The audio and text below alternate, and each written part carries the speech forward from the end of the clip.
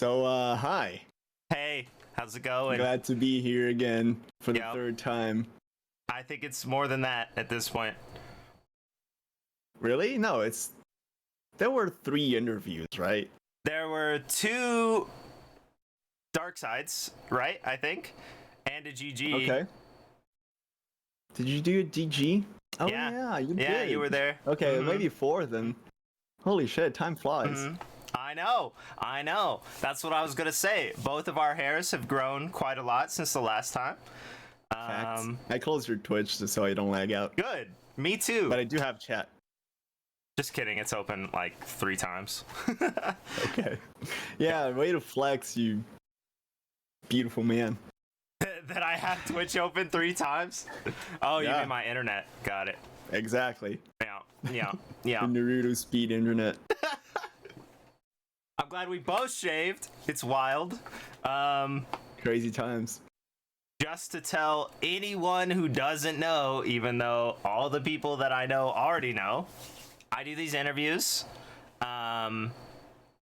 And except for Gob's interview, most of the time I ask questions about like the nature of RP and improv and like community and respect and all of that stuff that Yeah.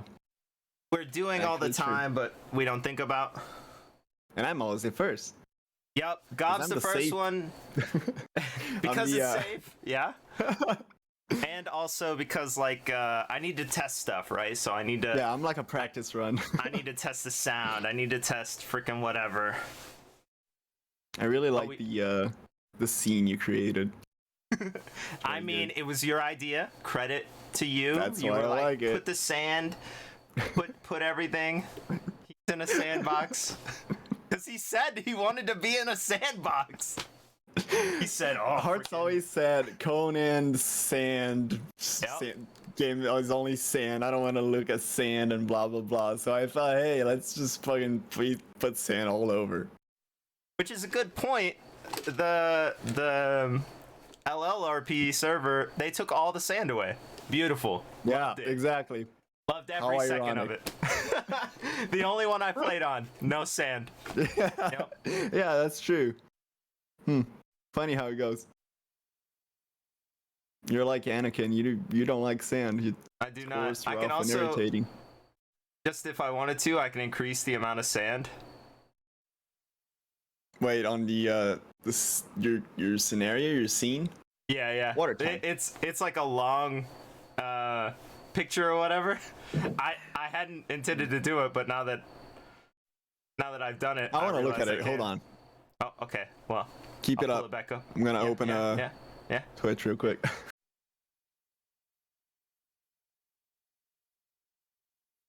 Oh, that's a lot of sand. That's a lot of sand. I'm gonna keep like a Google page open so it serves as a light source. There you go. Oh, perfect. Yeah. Oh, that side lighting. Wow. Amazing. Yeah. Your room looks different too. What happened? Does it?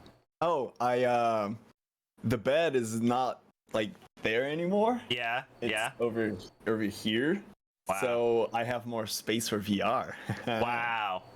Speaking of, I was debating actually doing a webcam with my Oculus on. Just Does like it work? doing the interview like this. But I decided, nah. I'm good. Gob's in the metaverse. We're all back here in the regular verse. I just hopped on the regular verse real quick just to do this, and I'm back on the metaverse. Right. Of course. Yep. Of course. I also decided that this round of interviews would be the first time I have a disclaimer, because Conan is different, I gotta say. So if there are any questions, obviously you're gonna answer anything. It doesn't matter. But just to say it, if there are any questions you don't feel comfortable answering or don't want to answer or whatever, don't answer them. That's cool. Just say skippies. That's fine. What sort of questions are you gonna ask? Is this too much light? I got some good ones. I think I have too much light, actually. I mean, for me, I just Turn opened this another one. Google tab and it's way too strong. Yeah, what was your slider setting? Good question. I think minimum. I think I went for small PP. Yeah. I actually don't know Wait. what they're like. No, I remember what I did. I did so small it got like flat and then like wide for some reason. Yeah. Hey, Nice. what's up, Allah? Yo, welcome Yeah, to it was fun. I liked it. Who's Okay. Flint? No, just kidding. Who's Flint? So, The negative. oh yeah. I didn't I mean I wrote down questions, but I didn't order them well. I gotta relook at this. But anyway, tell us how you got to RP, tell us why you RP or whatever, tell us what you've been doing. Yeah. Again? Yes, every time. That's how we do it. And just real I don't quick remember. because Okay. I have a follow-up. I got a follow-up for it. So, real quick. All right. I love TRP. Actually, I liked it more back then. I think I'm getting kind of tired of it, to be honest. But I really like RPing because you take the rails of the story, you tell the story you want to. It's a collab with other people to create this like relationship with the characters you create in a specific scenario. It's all very fun. It's super cool. It's basically like a improv virtual theater, or virtual improv theater. I think it would be the better way to put it. But anyway, I digress. I haven't been enjoying it so much these days. I think it got kind of stale on me for a little bit of time. I'm saving myself for 5.0 so I can get that poof of RP again, right? That puff. So yeah, I think it got kind of samey after a little bit of time. That's actually one of my questions for later. But first, Oops. no, that's good. That I mean, I try to think of all. So like when I talk to you, it's like talking to me. So, I think about like what do I feel? What do I think? You know. So, it's easy to come up with questions for you. That's why I never really write questions, but this time I did. Fact. But you said that it got kind of samey or whatever. The last time I saw you RP, you were RPing with me in Arc. So I don't know. That's kind of a low blow. All right. Well, I'm assuming you're gonna give me some time to explain now. Sure. Yeah. Sure. All Yeah. right, cool. What do you mean by boring and samey and all that stuff? Or not boring, but samey. Yeah, not boring. Samey. I mean, like, after you do something for a long time, you start to kind of get the patterns, or some patterns, right, of how people react, what people do, think about, and blah blah blah. So it's the same with RP. For all the freedom it gives when you're the one in control of your story, of your character, and how it reacts to stuff, it still follows a bit of kind of like a certain set of possibilities that they don't exactly diverge too much from what is expected. And after you do it for a long time, you start to actually expect most of the things you encounter. That and the fact that, well, there are some things that people that RP are so used to doing, it again gets kind of stale. For example, like referring to real life or meta or some other subject not related to the universe you're playing on as something else, like thinly veiled talking about real life, or just referring to, hey, I'm gonna be in my head for a bit. Like, who actually does that? So it's just like some jargons and terminologies that kind of get stale because they mean something that just keeps repeating. Yeah, the stories most of the times I feel, and I'm also guilty of that, aren't that developed. So it's like it's for me, it started to become like a giant playground instead of improv theater. Even though I still think it's an improv theater, but it's more like a comedic, not really. Well, it's more like a soft theater, one that you're not supposed to actually pay too much attention to, and that got kind of samey for me after a long time. I don't know why I wrote any questions. It's like talking to myself. So I think the exact same thing, and that's what I wanted to ask you about. Water time. Water time.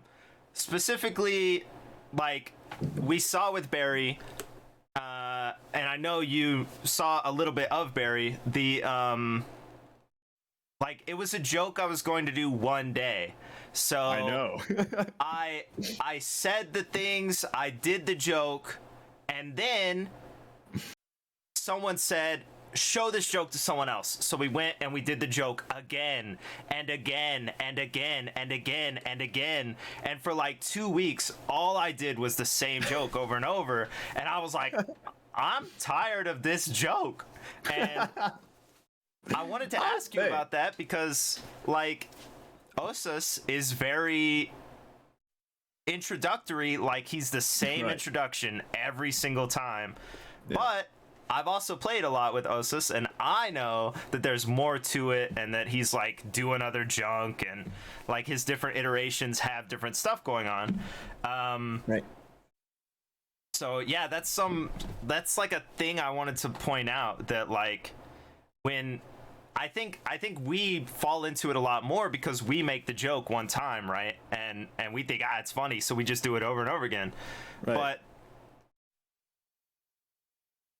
the difference in characters I think I've seen is that like other people are playing like really close to themselves, so they're more developed, you know, or they've spent ages on a backstory, and so they have like multiple things they can tie in.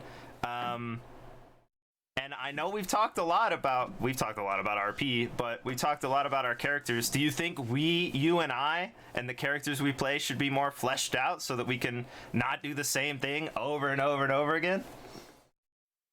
I mean, yeah and no. I don't know if samey, or what I refer to as samey, has much to do with character complexity.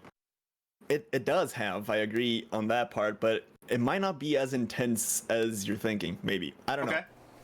What I'm thinking is, I have actually tried and done a complex character. Like not initially thought out, but really thought out after the fact.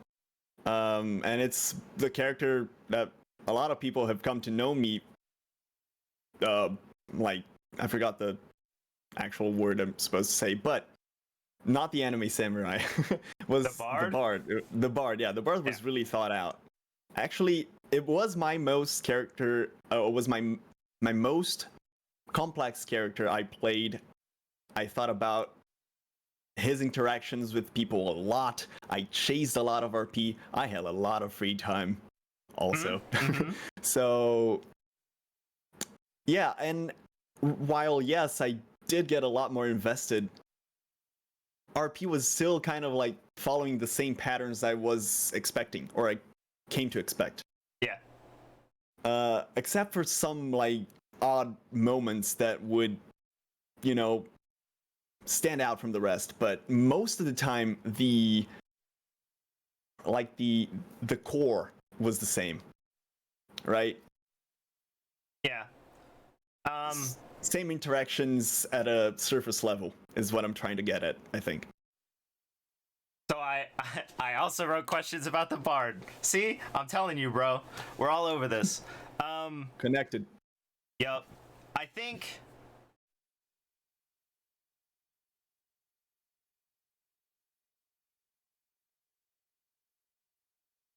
So when we do the same, like when we're talking about samey, a lot of interactions look exactly like all the others in that you show up at a place, you get a tour around a place or whatever, but before that, we introduce who we are and what we are. And then you do the tour, you talk about trade or like getting something from that person, and then you schedule some future interaction and you leave.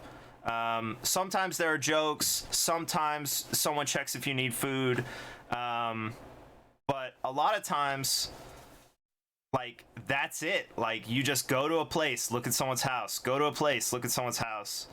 And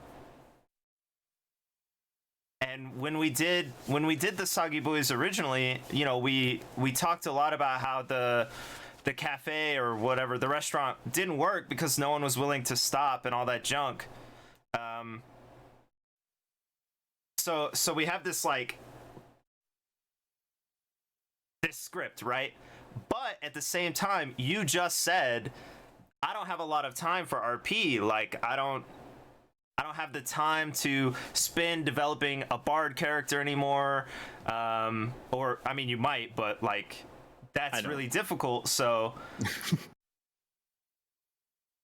I mean, I'm basically leading you to the conclusion, possibly. Do you think that, like, the amount of time that people have leads to these shallower interactions because they only have time after work or time before they pick up their kids or whatever? Or is it more like the players themselves? Yeah. That could be like a factor. The available time, I mean, it seems logical that if you don't have enough time, you would only get so much to invest in your character. And I mean, if you don't have a lot of time, you can't reach a certain level of complexity. However, its interactions with others might not be limited only to complexity. I don't know if the different interactions that stand out from the usual are completely or mostly related to time or to complexity. I can have like a one-time character and still have like unique interactions with people, I think. That being said, I don't actually recall any real outstanding interactions with people that weren't at least at some point normal, samey, predictable, right? So yeah, I do believe time is a factor, but might not be the only or the most or the strongest factor. I don't know. Okay. Well, I got another question written here, but I haven't looked at them. the idea of like the sameness, you know, the script that seems like RP is following, and then also the development of characters and all that junk. Aren't you basically advocating for whitelist? It's everything is a like a pro and con thing, right? Whitelist is very good in a sense, but also very restricting in another. In a way, when you have to apply to a server, it's already whitelisted, right? Right. Some people might be approved, some people might not be approved. I don't know, when you said whitelist, do you mean that level of whitelisting, or do you mean like a whitelist within whitelist? Yeah, I mean like the level of whitelist that is No Pixel, New Day, what's the other one that I can't think of, but also the whitelist that's in Darkside, that 4-section grid or whatever, like these Wild RP, that's it. These places are designed to say, make a character that's in depth, make all your interactions legit, clean your mic up, like everything you're supposed to do is supposed to be a step above what you would find in the servers that we hang out in, basically. So wouldn't that solve the idea of like, oh, I don't need to go somewhere to get like in-depth RP. I can talk to this guy who's dying or actually trying to convert people to a religion, or like all sorts of like really more in-depth stuff in those whitelist places where, you know, normal people would be like, hey, my name's Hart, this is my house. Checks out. But yeah, like you lose all the normies, right? Yeah, but again, it's I think the ideal scenario, and I might be way too utopic, but the ideal scenario would be having a large group of trusted friends, like actually trusted friends, people you really, really trust, in a virtual environment, a survival game, Conan, for example, whatever. Strictly RP, and these people have to be very dedicated to the RPing, to the game, play all the time, just like people in the server would, right? Except these are, you know them, you know they're good people, you know their RP is phenomenal, you like them, and you have a no-rule server because you don't need them. You trust them, you know they're good, no rules. And that would free up a lot of possibilities for RP that aren't exactly possible most of the times because of the rules. And I get that's like, okay, well, what sort of RPs aren't able to be done considering the rules? I don't know, some... It can get a bit weird when you think about it, but what I mean is the RDM rule, the new life rule, the meta rule. If you trust the people you play with, you don't need those, so you can be creative without the fear of being, you know, of out of character fighting, of drama, of being banned or expelled or whatever.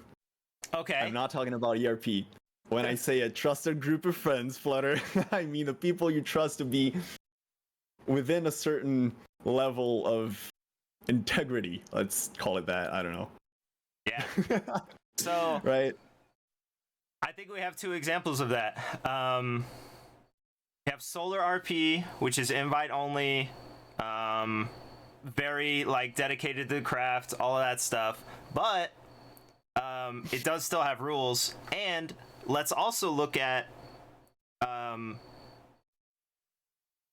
I hosted Ark and we did the Starfleet thing. First off, I never expected anyone to play, so when people were playing, like, that's dope. But also, I knew all of you, trusted all of you, so there weren't any rules like RDM and all that stuff, right? And a lot of the stuff that happened on that server was really dope, except we might have also lost Slick for that. After the murder of Psyduck, I don't know, but like that's a thing that was completely allowed. We all thought about and we're like, oh wow, whatever. But it can have consequences, I think, and you're like, oh, no drama or whatever, and I think we're very all no drama. But also, it may have played into losing someone, or it may not have. We don't know.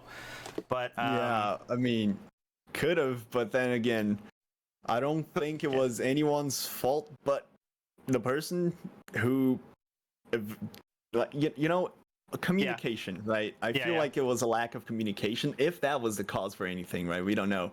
But it would be so much easier if, I don't know, just reach out and say, hey man, I don't know if I like this.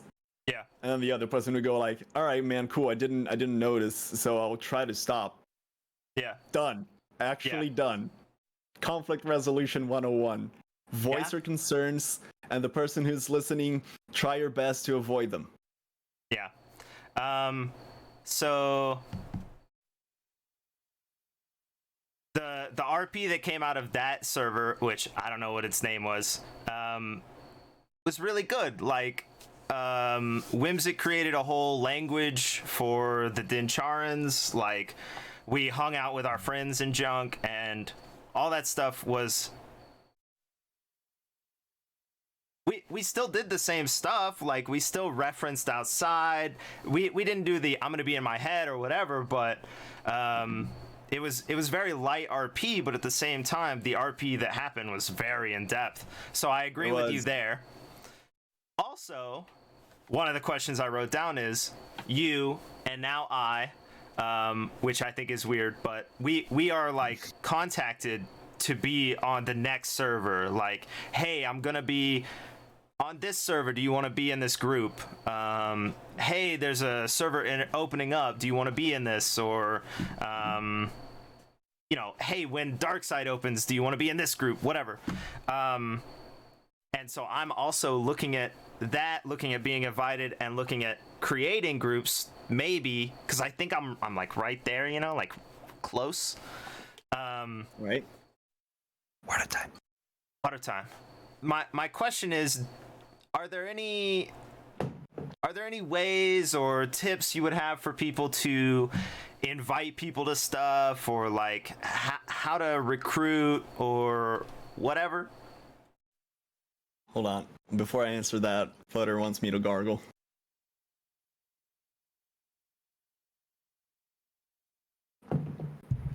There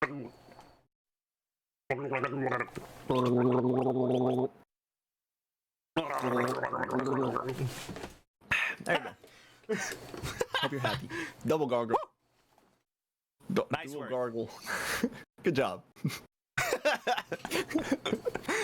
Right. Serious interview, yeah. Completely. Wait, actually, I forgot to actually look at your outfit. I said actually 3 times now. Hold on. And that's important. Oh no, I'm watching an ad. God help us all. All right, well, Yo, I don't tried to have understand your ads turned off, question. by the way. That's no problem. I don't think I understand your question. I mean, what are you supposed to do when people call? No. Like, Invite do you you? have tips for people who are trying to recruit, basically, people who are like for the opposite side of us? What would get you to join a group? What would get you to, you know, consider it or start working on a character or whatever? I don't see the clock you're wearing, and I don't know. I've been invited to a group for 5.0, and I read their idea. I know a few people there. Oh, I see the clock now. Cool. I can close Twitch. There's a delay, okay?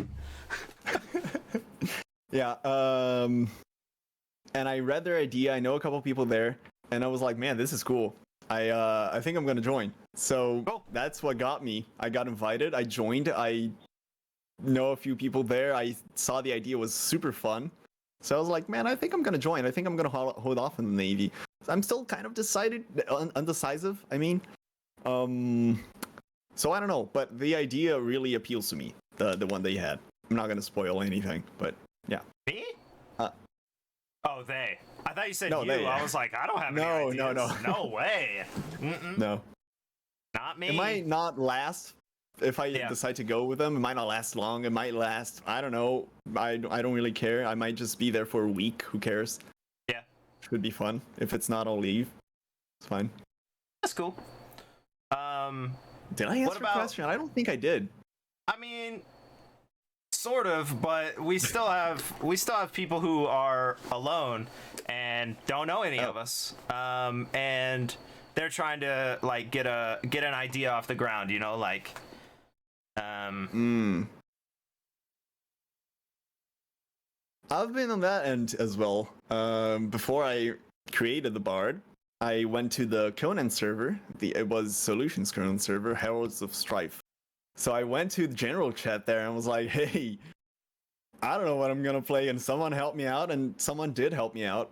And she helped me create the idea of the character. She didn't actually give me any suggestions. She just talked me through the process of creating a more complex character.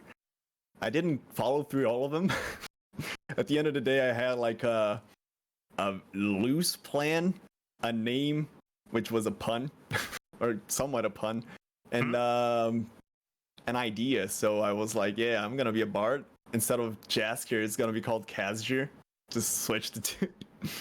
And I'm just gonna go around, sing songs, and try to get involved in the two factions at the same time, right? Because it was a very us versus them season that server had. So it basically had the faction of the good guys, also known as Alliance, and the Horde. So it was basically WoW.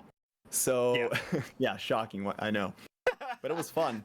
And my intention was to have a character that was playing around on both sides, and that I did. But it got a lot more complex the more I played, with inter-character relationships and just friends on both sides. And then I joined one side officially, but then I don't fight the other one and try to help the other one, and it was a mess. But it was a fun mess and a unique one at that. I haven't experienced something like that, even though at some points, or actually at a surface level, it was all kind of the same. But basically, for going back to your question, I went to general chat and I asked for help to create a character, and someone helped me. So it might work, might not work. You might find someone, you might not. If you don't, then I don't know.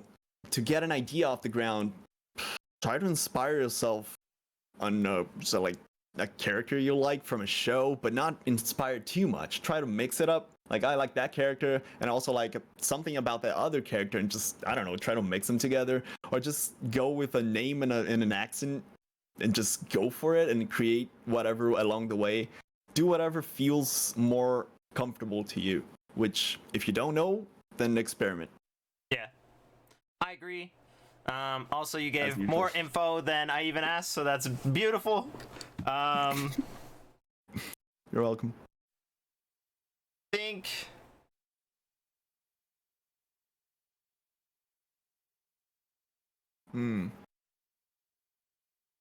because like I'm actually at the point where I'm like, hey, I just met you because I moved to Conan, for this length of time. You're not in any Atlas server I've seen. What are you doing? Like, do you want to play Atlas? Do you, like, to multiple people, like, hey, would you look at this? And so in my head, I'm like, oh, I can teach these people the game. This is a chance for me to, like, do that stuff that other people have done for me over and over and over, basically. But at the same time, like, what am I gonna do? Run the boys and freaking teach them the game and then immediately punish them for playing the game, like, oh, you can't gather, like, you gotta watch the ship. Oh, so yeah. So it wouldn't really work, You can't gather, like, that's punishment. Come on. Hey, we're different, okay? Some people like it. It's we weird. built different. We are.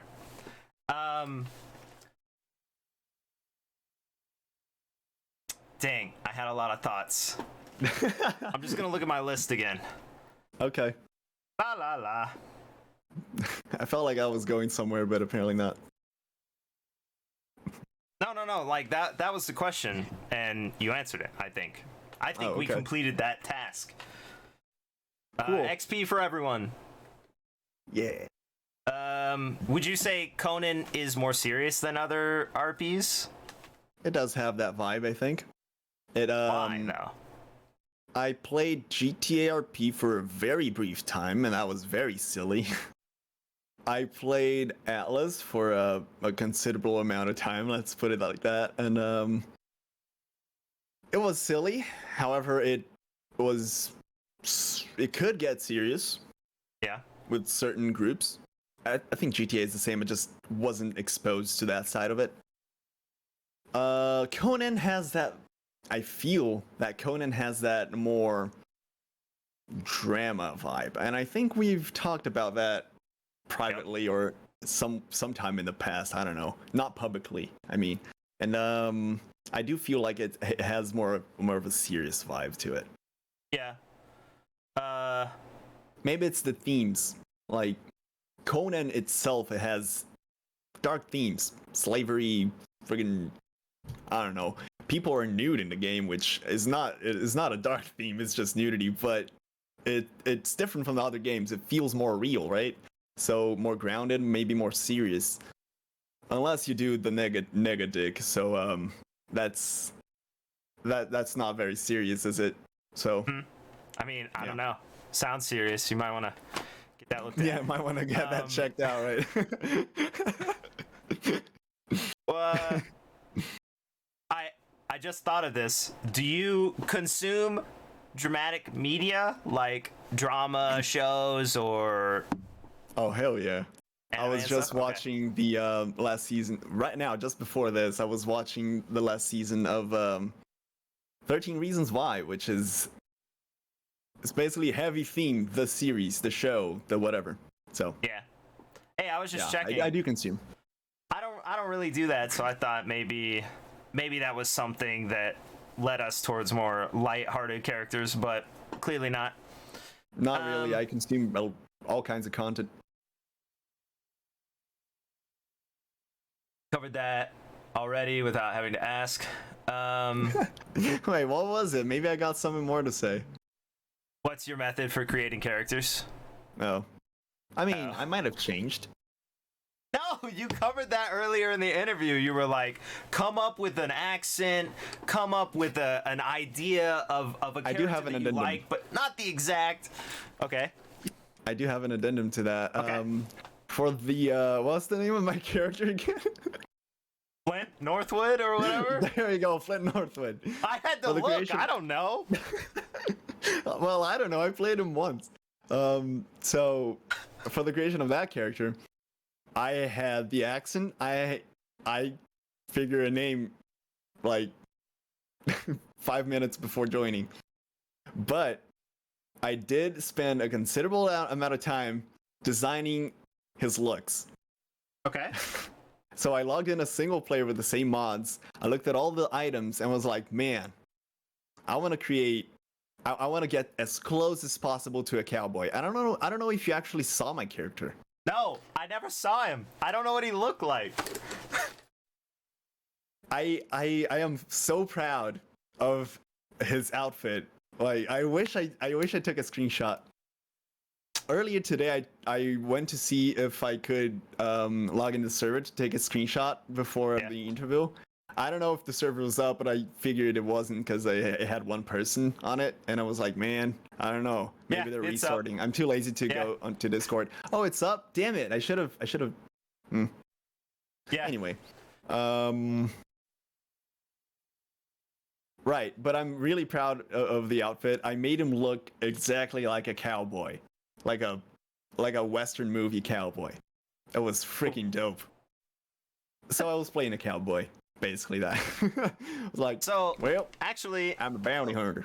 One thing that we did that I don't think anyone knows about, and I tried like 2 weeks after you were gone. You had played one time and you were gone.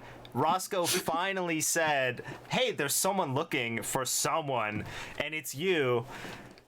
And I tried to like get that going and like tell people, but it was too late. You had to tell more people, you know what I mean? But one thing you can do for characters, I told 4 people, maybe 5. If I think it's totally acceptable what we did. Like, you had seen my character go for a week or 2 or something, and then you were like, hey, I just need like one anchor into a story just so I can start. And I was like, cool, what about this? And we talked about it a little bit, and we just came up with that one single anchor. Right. People can definitely do that. If there's a character you know or like or something, there's no reason to not look for your father and it might be them, or hunt someone who's had an incident on a carriage or any of that junk. Like, sure, go for it. So that's a tip to some people out there. Right. Reach out to someone you know or someone you saw that's playing and you like their character. Ask them if it's okay to maybe have some sort of tie-in just to have that initial motive to join for your character, and boom. Yeah. That's a really good tip. Yeah. I agree. Good job. Dang, nice work. Here. Oh wait, you're. Wait, why are you over here? Oh, you are over. Wait, what? Where am I? Here, I don't know. Where'd you I'm put me? high-fiving you. Trust me. Where's my sandbox? Like, all right. Wait, is it? Oh, wait. Is it No, here? it's the other way. Oh. It's the other way. It's the other way. Oh. And go.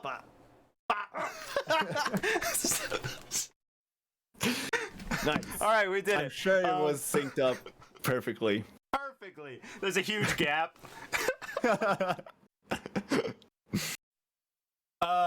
My next question that I'm gonna ask tons of people.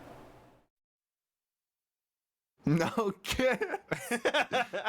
Wait, which way is it? Is it this way? It's this way. Yeah. There you go. I hope that was in frame. I don't know. Couldn't see it. I was watching my stream though. It like Damn it. dipped a little bit. Anyway, no. I got it. Don't worry, I got it. You know how I always have a list of questions that I ask everybody, and then a list of questions that I ask specific people. So everyone, but you specifically also, why does it feel like there's a lot more relationship junk and also sex and innuendo in Conan, but Right. also relationship junk? Why?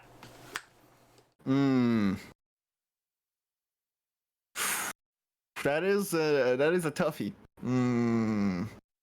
So maybe the fact that there's nudity is like a distant, like sort of veiled reason. No one's actually thinking that, like, oh, there's nudity, so I'm gonna do romance stuff. Yeah. But maybe it's some sort of, I forgot the word I'm looking for. Something you don't actively think about, but it influences your actions. Subconscious? Subconscious. Maybe it's something to do with the subconscious. I don't know. I think Sort of like Barbie and Ken dolls, like Flutter said. I have an actual answer that I think is correct. Okay. I think that you said it earlier, the lore for Conan is very adult themed and all that junk. And Okay. I don't know any Conan lore at all. Not one little bit. single thing. But Ewok said, hey, are we going to the orgy at this god's place later? Right? So in a conversation, Ewok yeah. touched the actual Conan lore and said, hey, this is a god of orgies, right? Or sex or whatever. And death. So that introduces same the time. theme, you know, adult theme, sex, whatever, into the conversation. And if the people who do know the lore are doing that thing, like, oh, there's orgies and slavery and all that junk, like, how can the rest of us not up towards that? You know, you just like slide the bar a little closer towards sex and innuendo and all that stuff because it's there, it's in the world. That person put it in, you know. Right. And I think That that's makes why. A lot of sense. Yeah. Yeah. That is probably the primary reason, I would say.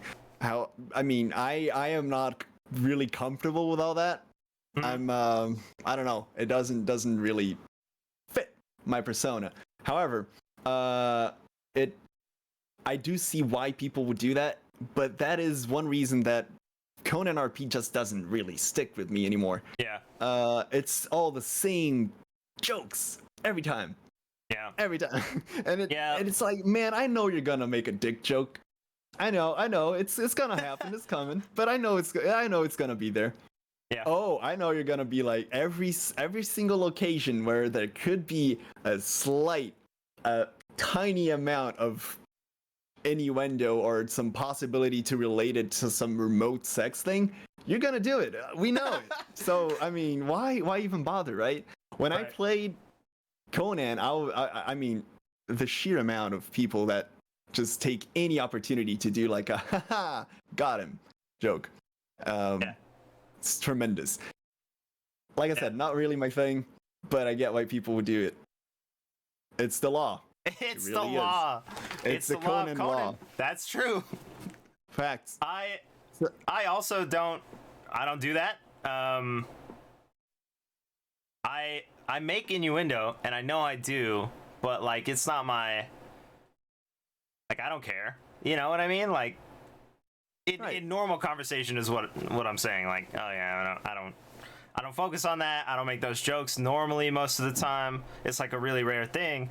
And so like going into Conan and it freaking being everywhere all the time, like, be alone with it. At the end of the day, like, stop. I would be way more interested in watching someone like slide through all the innuendos and never make them. That would be amazing. Speed run.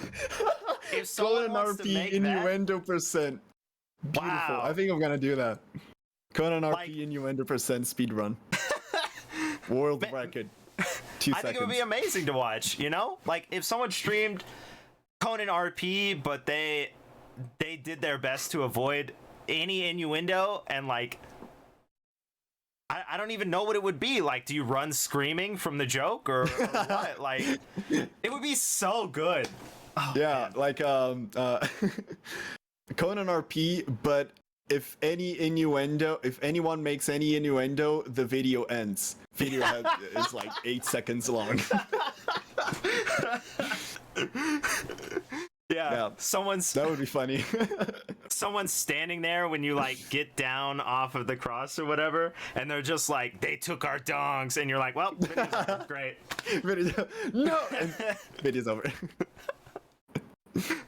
But yeah, it's not a bad thing. Sexuality is not a bad thing. Yeah. By any means whatsoever. But like you said, at some point you gotta like rein in a bit, right? Rein it back. Just come on. Yeah, and it takes away from some other maybe more interesting like conversations, right? If you make it light and full of innuendos all the time, you don't go deep, right? Right. Don't do it. Don't do it. I know you want to.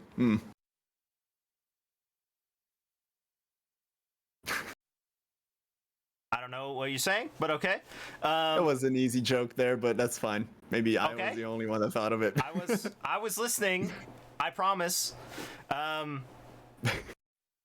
So on that, we literally just said Conan is some of the most serious dramatic stuff we've ever seen, and we also just said it's huge on penis jokes and innuendo and stuff. Like, that's fact. That is controversial. That is that doesn't add up, does it? That's weird. Yeah. It's this like, and I think that's why Conan RP still feels really weird to me, because it's like it bounces a lot, like a lot. Yeah. We went from a grand opening of the tree house, excuse me. So we were opening it, and there were people making jokes about bathing suits and nudity and all that stuff, into a fight for our lives, like from one to the other immediately, because like there was an attack or whatever, and like people were getting hurt and someone died, and that's like the epitome of Conan to me right now. The dichotomy is so huge, but it's like constant back and forth. I don't know if it's for me either. That is a good point. That is a good point. It's when we were talking about it being serious, I was only thinking of the serious parts. But now we're talking about all the donk jokes and innuendos, and now I was only thinking of the silly parts. So maybe it's, well, like any other healthy thing, both at the same time. And I don't know if some people might be more exposed to the silly, some people might be more exposed to the serious. Some people might enjoy one over the other. I don't like Conan. I don't like Conan silly, but I do enjoy Conan serious. Yeah. So I don't know. It's a weird mix. We like Atlas silly to an extent. Like, we don't want to shoot each other and all that junk, but like we like the silly parts of Atlas, I think, personally. Right. And I think we liked the serious parts of Atlas as well, but in both of those instances, I don't think they were as extreme. Like, the medical stuff I saw on Conan is far beyond what I saw on Atlas. Medical stuff? Yeah, so Barry's an old man, and I went for like medical treatment regularly to different doctors, right? But some of them played like actual healers, actual medicine, actual bandages, actual salves, actual take this 3 times a day kind of stuff. And then even beyond that, they have, and this is another question for you, they have the ability to emote, right? Like you can type whatever you want. So in the medical stuff, they would type like I'm stitching up your wounds, and like the needle and the thread and like all of that stuff is in there. So I think the serious parts of Conan are beyond what Atlas is, but also the funny parts of Conan are beyond what Atlas is. The innuendo and the jokes and the levity and stuff. Yeah. That is a good thing to. Oh, I'm sorry. I thought you were done. Oh no, I was done. Yeah, I didn't ask a question, but go on. Tell me your thoughts. I was just gonna say that Conan has this thing that Atlas, and I'm pretty sure, as far as I was exposed to, other RPable games don't have, or do have, but in a small quantity, is the whole emoting thing with written words, right? Yeah. People in Conan do it a lot. Yeah. Like, you cannot play without the HUD. I noticed. Right. You cannot play without the HUD and not see chat, and you're gonna miss out a lot of stuff that's happening because people, they express themselves, express what their character would be doing through text a lot more than other games, which is a good thing, I think.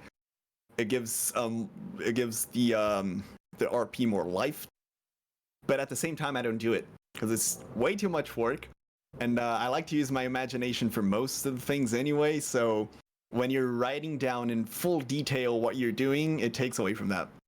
For me, right? I thought we were about to disagree, man. I thought we were gonna disagree. Carry on. Go on. Okay. I don't think there's a lot more to carry on about, but so here's my thoughts. I was gonna ask you about emoting. I'm glad we made it here. My thoughts are that you and I specifically, but a lot of Atlas players who have done it for a while, we're trained to set the scene with our voices because we can't do anything else. The only person who can, I would say, is Leslie Snipes.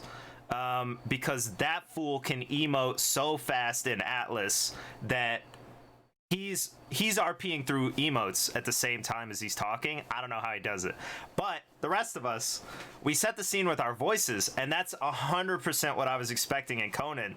And then there's people like touching hands and like glancing at each other and like all sorts of stuff that I'm not looking at because I still played with the HUD off. I was like, nope, turn it off. And I would have to check over and over what just happened. So that's what I think, but also I think it slows us down because you're waiting for someone to finish typing their emote instead of saying, oh, this stone is upturned and I tripped. They mentioned that they tripped, like in text. They're writing it down. Like, it slows us down, I think. I think so too. Have you played like a tabletop game full text? Tabletop RPG, but full text, no voice? Like D&D or some junk? Yeah. No. I don't think I could handle it. And it's slow as fuck. Like really, really slow. Yeah. Like 5 hours to do something you could do in 40 minutes with voice. Nah. I've done it. It is different. It has its upsides and downsides. But it's mostly not as good. I agree with Sendian in chat. It sounds weird. Yeah, I know that, but we've RP'd for years saying things out loud. Like, so someone walked up to me in Conan and said, are you talking to yourself? And I wasn't. I was setting the scene so that someone else could walk into it, because that's how I've been trained. Like, Yeah. like it literally gave them a reason to come up and RP with me, even though it was, what are you doing? That doesn't make sense. But Yeah. at the same time, like, the interactions that people have with this emote junk are really rich, and they're like detailed and all of that stuff. You're just taking so long to do it that the rest of us are having a conversation beyond you. Like, you're still a minute behind typing your email. Yeah. So Yeah, and that happens a lot. I'm not saying like, oh, I just tripped or whatever. I was just sort of I'll try and think of an actual thing that I saw someone do.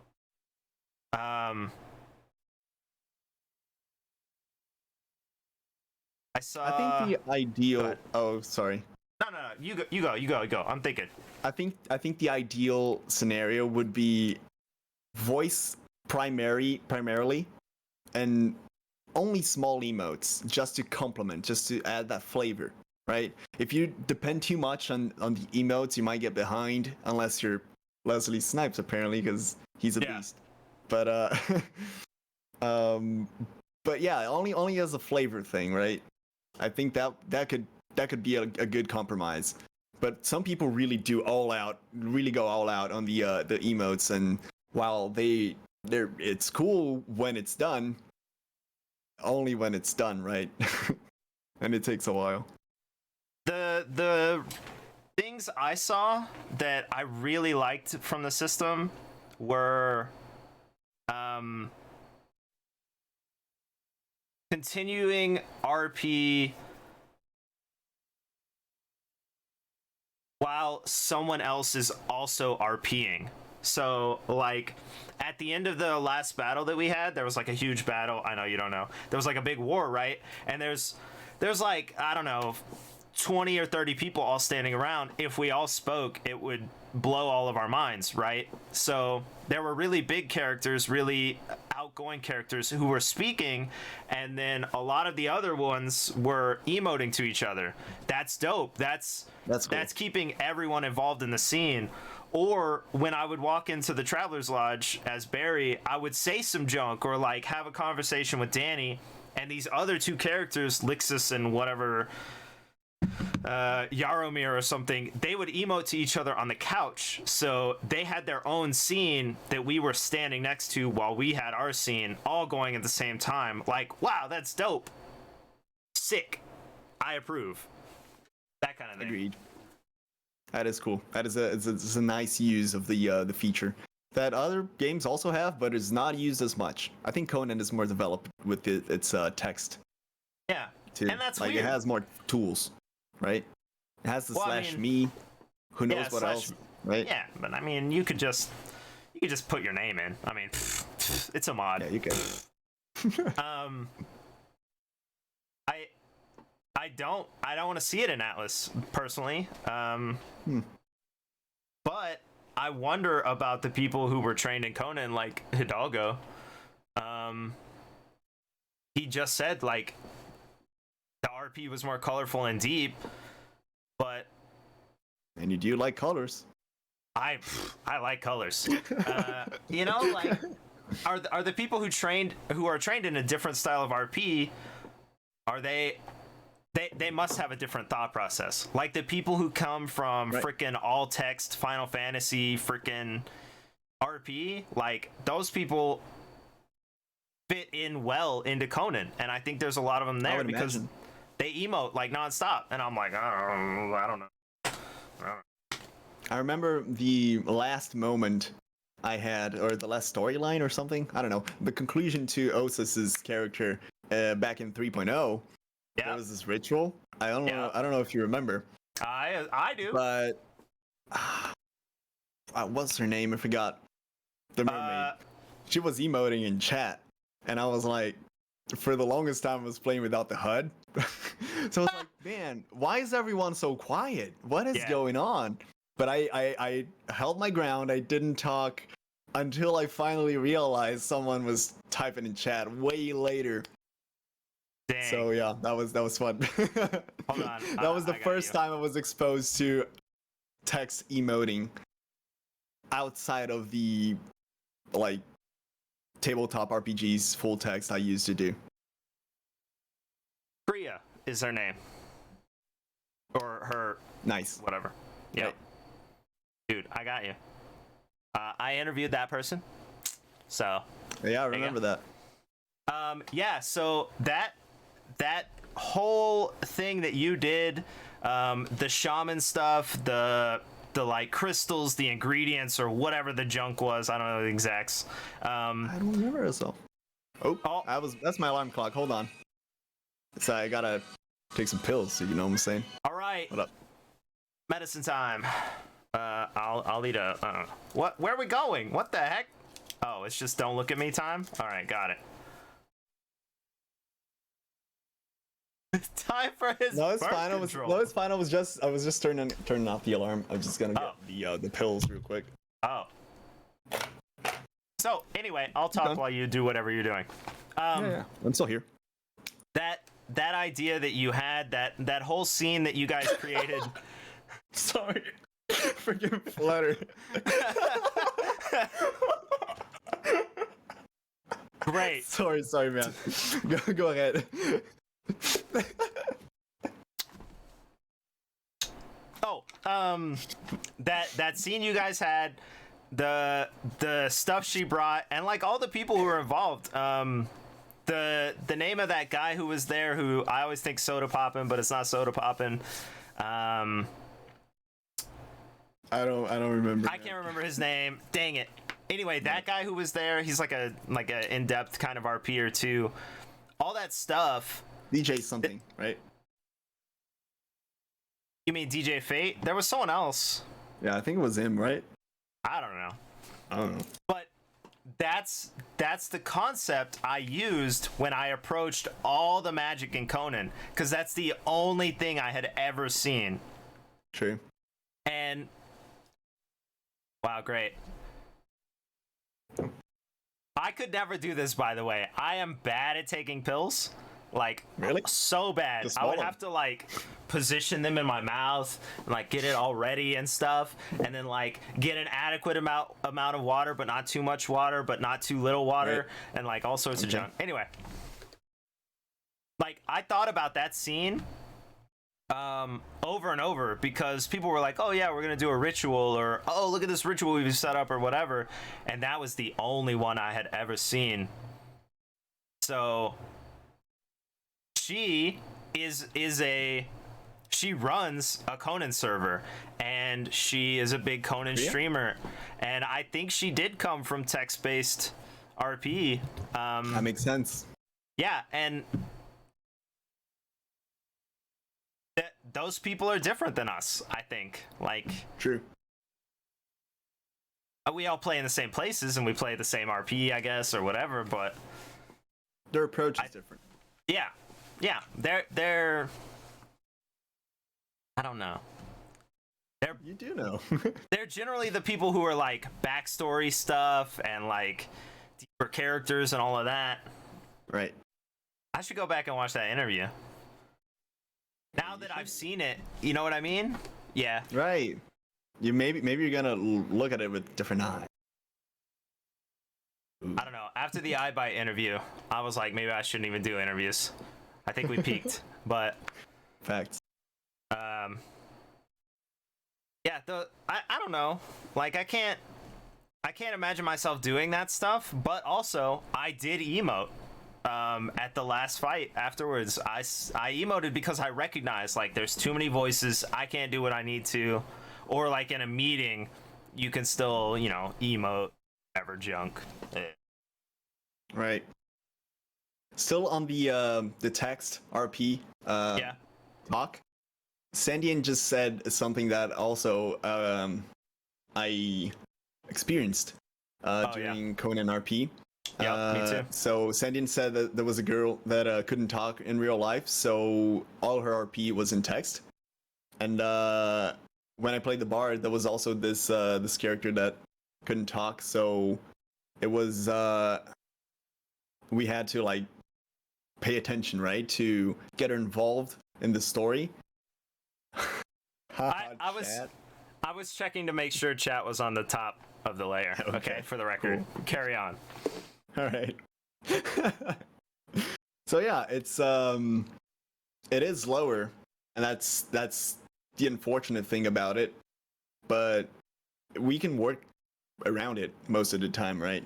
Just wait. But it unfortunately isn't the same. It gets a bit awkward, in my opinion. Yeah, I think just a difference. You being in voice, that person being in text, it gets a bit awkward. I hate to say it, but I think, I mean, I don't want to sound like into myself or whatever, but I think I can do it because we met multiple characters who couldn't speak as their animal form, and I have no problem RPing to something that cannot speak or even is a piece of the game. So right, but the awkward part isn't that. The awkward part is that person is talking, is supposedly talking, right? They're just typing it out, so you gotta like read and pretend you're, you know, it's a bit awkward when the person actually, yeah. Okay, I gotcha. Yeah, that would be more difficult. Because, like, I would say, for example, because I didn't meet that specific person. There was a person on our server who also could not speak. But my idea of what you're saying is, like, I come up and say, like, hey, I'm Barry, is it your birthday? And they type... Moment of complete silence. They type /me says, quote, no, it's not my birthday, end quote. Like that? Yeah. And the silence between the typing is the thing that gets me, I think. Yeah. It might just be me, I don't know. I can see how that would be difficult.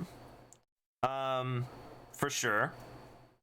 Because in my experience, I just fill time for whatever's happening, right? But if I fill time, I'm advancing the conversation and they're trying to respond, right? So exactly. I can't. Yeah. So you gotta like come to a standstill until that person responds, because realistically in the game that person talked, so it would be instantaneous, right? So it's that can get a bit weird.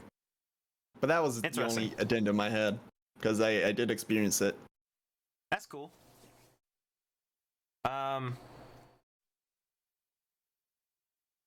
Next question. I would like to mess with it personally. That's it. Like, I've never seen that specific thing, except in we saw Angie on Darkside, and for the first bit while her throat was recovering or whatever, she spoke through notes, and I remember speaking to her, and I didn't really have a problem with it because she was so fast. She was really fast. Yeah. But that was a long time ago, so I would have to like experience it again. But that's also a way that Conan's more inclusive than, say, Atlas, because you couldn't do it on Atlas. Like, it's just... Well, I mean, maybe you could, but it wouldn't be expected. Not as fleshed out either, so... Yeah, it's true. This thing that I have a concept for, again, now that I've played Conan, I go back and I look at the Bard, and I look at, like, what you did and I followed, and what you did and I followed over and over again. Really? Yeah, so, like, the Bard didn't have stats and stuff, right? Oh, right. Yeah, not for a long time, right? Yeah, so when I did the Bard character, which was my first experience playing Conan RP for reals, or playing Conan for reals, or just touching Conan for reals. Before that, I touched a little bit on an RP setting didn't really like it, so I dropped it real quick. But this was the first serious time with the Bard character. I thought, man, I'm gonna actually create the character I am. So the character was a wimpy, cowardly,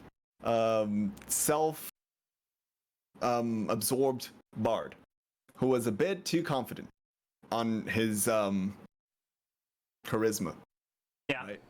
So he doesn't know how to fight. He couldn't fight to save his life. So no vitality, no strength, no agility because he's sedentary, right? He doesn't exercise. No survival because he's a city boy. He doesn't know how to survive. So basically, what it meant is 0 characters, even though my character was like level 120 or something, because the server had AOC. So that's what I did with the bard, and eventually, as he would live on the place on the exile lands, and people would train him, and he would learn and be forced to attack monsters and stuff, I would slowly add the attributes. So first day, no attributes. First week, no attributes.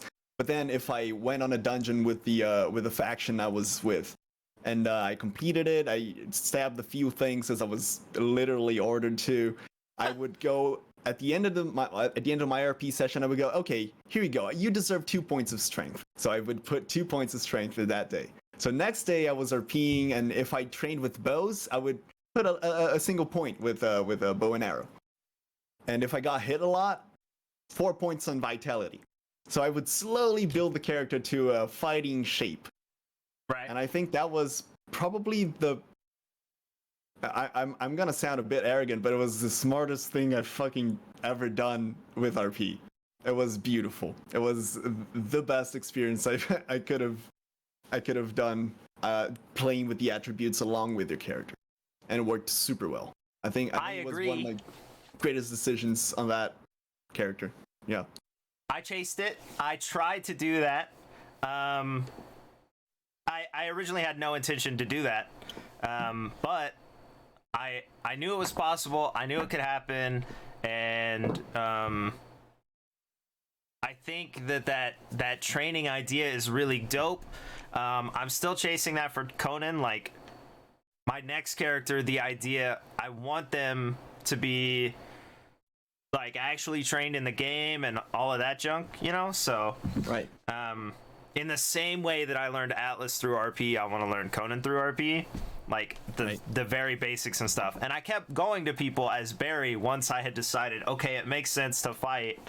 I need training, I need whatever, I need, that stuff. But there was too much going on, and I couldn't lock someone down for long enough, But right. I distinctly remember, I think the first time the Bard, and I didn't watch a ton of the Bard because I don't watch a lot of Twitch, but the first time the Bard had to fight something, he was fighting a spider on some bridge or some junk, and he just kept running away. He was arachnophobic. Yeah. And they were like, you must do this. And he was like, I don't want to do it. Oh my God. And he would just run away. And I was like, that's freaking dope. I don't understand what's going on. And now I understand. Now I'm like, that was dope. So I was sick. I tried to follow you. You paved the way. Yeah. Mm-hmm. I didn't know I was following you until I understood. It like clicked at some point, and I was like, "Oh, it's all coming together." What's the funnest part? People were like really going for their characters, like min-maxing the attributes to be the best duelist, the best this, the best that. Yeah. And the places they took me, even if I really wanted to fight and actually like dodge the attacks and stab and do the things, I wouldn't even be close to defeating the thing they were fighting, because I had 1 or 0 in all of the attributes, right? So even if I got tired of not fighting and decided to fight, I wouldn't kill shit. Yeah. And that's kind of the situation I created for myself. That was fun. It was a lot of fun. I agree. I recommend it to everyone. That's what I did with Barry, except instead of that, I started at 1 and everyone else was 120. And I didn't attack anything for a month and a week, I think. So Damn. you know how it has like the journey or whatever things? Yeah. I didn't achieve Slay until I was hanging out with the dead and a rhino stomped over Gertrude, and I was like, it doesn't make sense anymore that Barry has a spell, there's an enemy right there, and one of his friends just got like raffle stomped. So I was like, Right. It makes sense to attack, and I attacked then. But Cool. I highly recommend it to people if you're looking for a challenge, if you're looking for like playing growth as well as character growth. I think it's really cool. If your character's already a witcher or a freaking werewolf or some junk, it doesn't make sense. But if you're trying to make a normal person into a hero, I think it's a great idea. It is. It is. Also, they'll never make it. I remember just real quick. Yeah. I don't want to be like on this for too long, but I remember the first time the bard actually won a duel. Oh, snap. I remember me deciding that, hey, I want to actually try, right? And I her the leader of the faction, Quantifiable. I don't know if you know her. She pimped out my character with some really good gear to compensate for my my lack of attributes, right? And I actually tried to win that duel, and when I won the duel, I was shocked because I thought I wasn't even gonna win, even though I was trying, right? Yeah. But I remember the other guy. I don't know who that is. So if for some odd reason you watch this, I'm sorry. But I remember the other guy got salty as fuck, like out of character salty. I could feel the out of character salt, but nothing ever happened outside of the game, thankfully. But I could feel he was frustrated. Yeah.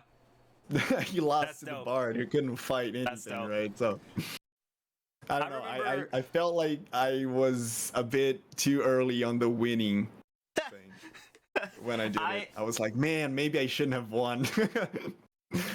I think that's so cool though, like to be able to say like, oh, I built this character all the way up, and then to achieve something like that, it makes it really impactful instead of just, oh, I have all these stats, I won a duel, hooray, who cares, you know? I remember Quan and I don't know who was with her, Zering. They were like, holy shit, the war won. I gotta tell everyone. So she went immediately running to the keep to tell everyone the bard won a fight. That was fun. Man, those are fun times. That makes me think of the way the boys worked with the fist fights or whatever, because in those scenarios, I always thought I might lose. Even though I was cheating, I always thought I might lose and get knocked out of the presidency for this. Right. So those fights like are some of the like most intense points, and it's a game about fighting junk. Right, exactly. Stuff like that makes the actual fighting and the actual gameplay and all that stuff so more like edge of your seat and in depth and stuff. Exactly. People watching don't understand, but you're in it, man. You're like, oh shoot, I gotta dodge. Yeah, that's it. Yep. Dope. We recommend that to everyone as well. Okay. Or don't mask your gear. Whatever you're wearing, use it. I approve that as well. Yeah, that could work. Because at that point, like people really know who you are and what's standing in front of them. So like the people who had mass gear, like we kept getting logged out and logged back, or we kept having to log out and log back in, and you know how you log back in and it shows your gear for a second? Yep. we're in a bathtub and the 3 people around me are fully geared in the bathtub, but they have the skins on to make it look like they're wearing Right. bathing suits, and I'm actually in the bathing suit. So if something attacks, I die and they all live. You know what I mean? Yeah. Like, it didn't make sense to me. So I definitely recommend that as well. Whatever you're wearing, actually wear it. Yeah. That's it. Good And rant. moving on. What? Good rant. Yeah. Well, tying into Yeah. that, I think we've answered it over and over, but what do you think the balance between realism and fantasy and it's a game should be? Okay. So it should always be a game. In the sense of don't stress out. Oh, okay. Don't take it seriously. Right. But some degree of realism is good. Like you said, actually wear the things you're showing. I think that's a cool realism thing. It's a cool it's a nice touch. And if something attacks, like you said, it should react like you're wearing a thong or a bathing suit, right? It should give the people that attack you in a quote-unquote vulnerable state some advantage, right? Right. Even if it's like an RP thing, you could develop that into an RP thing. Oh, he ambushed me while I was without my weapons and in a bathing suit, right? Right. That could be interesting. That could be cool development. But Yeah. when you reskin everything, you're not going to take damage, you're going to fight back, and it's just going to be a normal fight. Like I said, predictable. Yep. Samey. You know if you fight someone, they're going to be with their best gear all the time. Why wouldn't they? Even though they're in apparently a bathing suit. So you come to expect an actual fight, even though you're supposedly ambushing people when they're vulnerable Yeah. in a vulnerable state. That is a cool or realistic thing to go for. However, let me try and think of a time realism isn't good. I mean, fantasy elements are Yeah. never realistic because they're fantasy elements, right? Magic can't be realistic. There's the Far as I'm aware. unconscious thing where Oh, you go down or whatever. What about Right. that? that time I feel like realism would suck, right? You should be able to RP at all times, I think, right? Yeah. Or at least most of the time. So you go down, but you can come back in an injured state. Yeah. Being knocked unconscious shouldn't actually completely remove you from RP, and Conan is good about that because you can emote with your keyboard, so you're still in the RP interacting even though your character is unconscious. True. So that's an advantage Conan has. Punch that mic. But yeah, it's I feel like realism is important when it promotes good RP, and isn't that important when it hinders good RP. I Right. think that's a good way to put it. Yeah, running back to your body always sucks. Agreed. In every game. Yeah. I would be interested. My clock was twisted.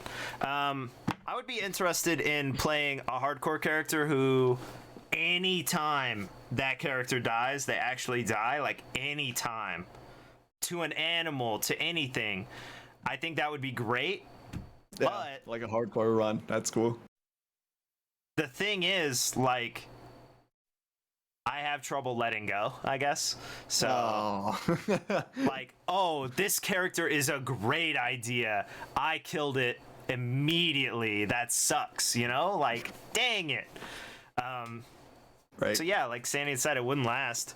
But if I could do it on Atlas, I could do it on Atlas for sure, because I've spent so long in Atlas. I know what the dangers are. I know what to do immediately as soon as I log in, and Right. where to build and swim and all that junk. Like, I know all the island layouts. I know all that stuff. I think if I had more time in Conan, I could probably do it too. Especially with things like different pet or different animal forms and magic and all of that stuff. I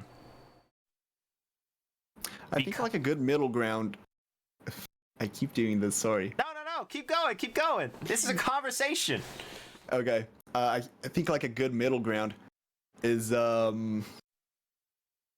first PvP death, right? Because PvE death, maybe you're on your own. I don't know. You really gotta go pee for some reason, and you don't find a really secure place. Yeah. And you die. So I mean, that's a boring death. First PvP death I think it's a good thing. Death while peeing. That's perfect. Like you're out in the jungle and you're peeing behind a tree and some snake eats you. Boom. I get the appeal. I really do. Trust me, I do get the appeal of doing that. But for people that maybe don't want to like disappoint themselves with yeah. First PvP death is a good one. Well, I felt like a lot of the stuff I did in Conan was really stupid the first time, and then the second time I did it, I was like, oh, okay, this is what's happening. I get it. And then the third time, I was like, I don't respect my character anymore. You know, like, like people falling out of the treehouse. You should not be running. You should not be running. Like, just take the minute and a half to walk down the stairs, because when you run, you fall out. So, you lag off a cliff. I would not. Like, I would be so conscious of where cliffs are and all of that junk. My first death would really make me mad, but I don't think it would happen like we think it would. You know what I mean? Maybe not for you, but some people really lag out when playing Conan, like seconds. That's true, yeah. Like 30 seconds, maybe even a minute of straight up freezing while you're walking. So they would just walk miles and miles. Okay, I can see that, yeah. Your PC is really good. I remember that. So you don't have that problem. I also don't have much of that problem, depending on the server and the mods and the place I'm at. Yeah. But some people really do lag out, so. That's true. I wasn't recommending it to anyone at all. Like, I don't think you should do that. But I think it would be interesting as a challenge to me. You know what I mean? Wait, what? Why do I have a notification? Oh. I don't know. In my DMs, lol. Ooh. So yeah, everyone talking about the stairs and junk. I walked every single time. I logged in there. I walked up the whole time. I walked, and that was because my character's an old man and he's retired and junk. But at the same time, like, the other people who didn't walk, they were falling out of the tree. They made fun of me for falling out of the tree, but it only technically happened once. I'm not advocating anyone do it or anything. Just, more respect to the whole situation. If our world experienced lag, we as people would have more consideration for things that had lag. We would drive slower. We would give more space between cars. All of that. A lot more rails. So yeah, there would be rails for sure. Like, yeah, rails all day long. Yeah, Sandy. Yeah, we were talking about the balance of time and all of that junk. I agree. I agree. None of this is like you should do this. It's more just us in talking, an ideal scenario. In an ideal utopia, as mentioned earlier. Like where everyone has free time to dedicate to all their hobbies. Yep. I have this other question that I ask you every time that I'm gonna ask all these people. How do you think our presence in Discord and the things that we see in all these different communities affects our actual role play and our actual, like, person, ourself, or whatever as well. Okay, well, I do remember that question. I don't remember what I answered, but I hope it's consistent, or I hope it's better than the last time. I feel like it all comes down to how much you're willing to participate in a community, right? So with League of Legends, what's the name of the server again? Lazy Lagoon.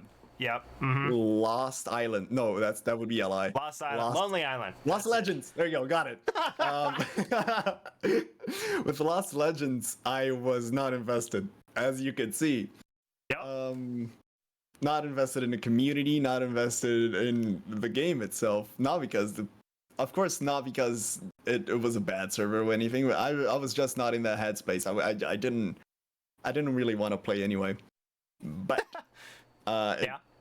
Your involvement with the community, I do believe it helps getting you settled and getting to RP easier than if you weren't invested in the community. When you go to Discord, you chat with people, I don't know, say good morning, good night, or even if you just say "suh" in chat. I don't know who would do that though. Even if you do that, you're getting involved in the community. You get to talk to people, and when you meet them in the server, you're like, hey, I know this person from the Discord. I'm gonna hang out. I'm gonna RP a little bit with that person.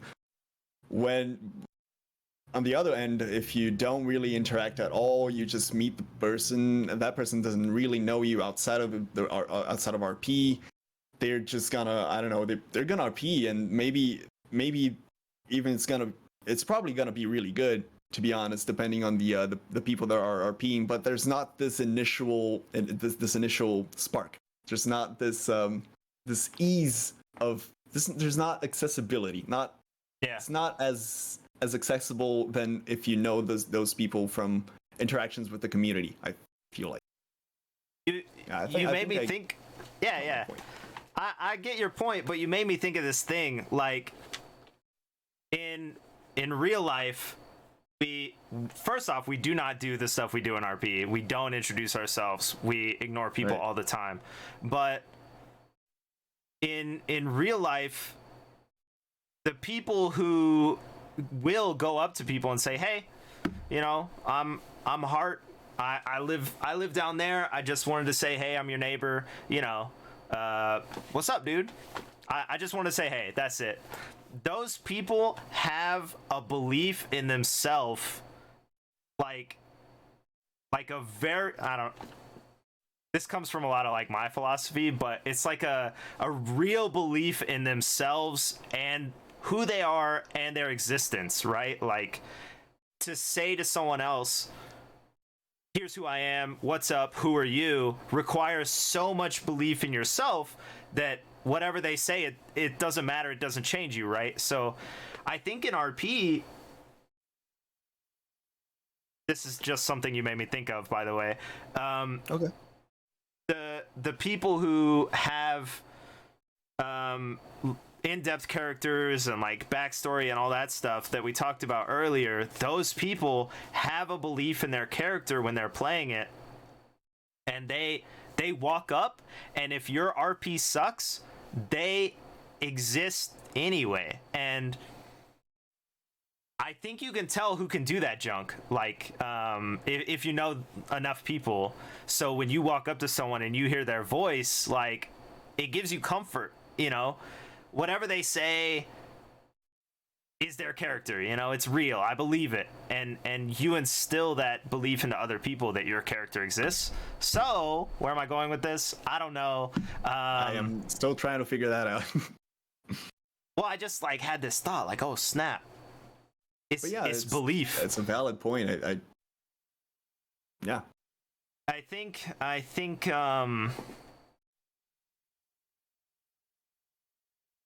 at the same time, the best interactions are people you don't know. Are they though? I think so, because like if we look at Osus, well, at least our interactions, if we look at Osus and we look at Barry, the best ones are the ones who had no idea it was coming. No idea. But still went with it, you know? When I played Osis, I knew no one, so all my interactions were with people I don't know, so... Yeah. But yeah, I get it. Osis's gimmick requires people I don't know. Right. So, yeah. So did Barry. Like, I said early on, people were using him as a weapon, you know, hitting it over and over and over again to more people. Like, let's bring him to the next person and do the same joke again. But yeah, the people who didn't know but are great RPers, for example, Celine in Twig, was the first person that I had all of this stuff to do a tea party, and I stood somewhere and I said, hey, come with me, I'm going to do a thing, I'm going to do a joke. And I'd never met her, never seen her on stream, never spoken to her, and we had a whole tea party. And she, the whole time, I could tell she was like, I don't understand how this has started, but I'm gonna keep going. I'm just gonna keep going. So like, her belief in her character, her existence in that character, it allowed me to just do what I wanted, you know, RP wise, because I was comfortable with her comfort, I guess. I don't know. Yeah, I get it. It's a lot easier to RP with someone that has this open expectation. Just, hey, I'm gonna RP. Whatever happens, happens. I'm here to enjoy it. That is a really good mindset to be in, and it makes RPing with the person that thinks like that really good. Yeah. However, when something like Sendien said that most people tend to RP with their groups and cliques, that happens. But then again, that's way too limiting. And you come if I think RP with strangers gets kind of samey, if I played with an exclusive group, it would get samey a lot faster, I think. So I don't know. Let me point out again that an hour ago, you suggested an idea in which people you trusted, people you knew were good RPers, people who were basically invited there to do the hardcore RP. True. You suggested that was the way that maybe we could get to the really in-depth character development and all of that stuff. So, but I remember saying it was a lot of friends, and when I say a lot of friends, I mean like 150. Yeah. So to keep the server always populated, no matter the time zone, no matter what, right? Yeah. So I don't know if we get samey with 149 people. I don't know. The idea would be to have these cliques, but with all people you were comfortable with doing whatever. Yeah. That's what I meant back then. Yeah. Just so it's not like paradoxical. Yeah. I still mean both things that I said. I know, because RP is really hard. And it's like so situational. Like, Fact. The person who's next to you, how you feel, what your character just went through, where you happen to be in the game, like all of this stuff all plays into it. It's really like complex and junk. So I'm not saying like, oh, haha, you said this before, now you're saying this. I'm more pointing out like, no, I get why it would sound like paradoxical, but I didn't mean it like that. Yup, I agree. And again, I think as much as I'm against that freaking section of Darkside RP that has a whitelist, I also think that we all want to exist in it and have those like really in-depth, not the same conversation over and over again kind of things. Right. But we can't. It do get hard. It do. Yeah, I'm gonna play with the group this coming 5.0. I'll let you know what I think when it comes at the end. Predictability. You heard it here first. There's gonna be interviews at the end of 5.0. Now we know. I mean, that's a given, right?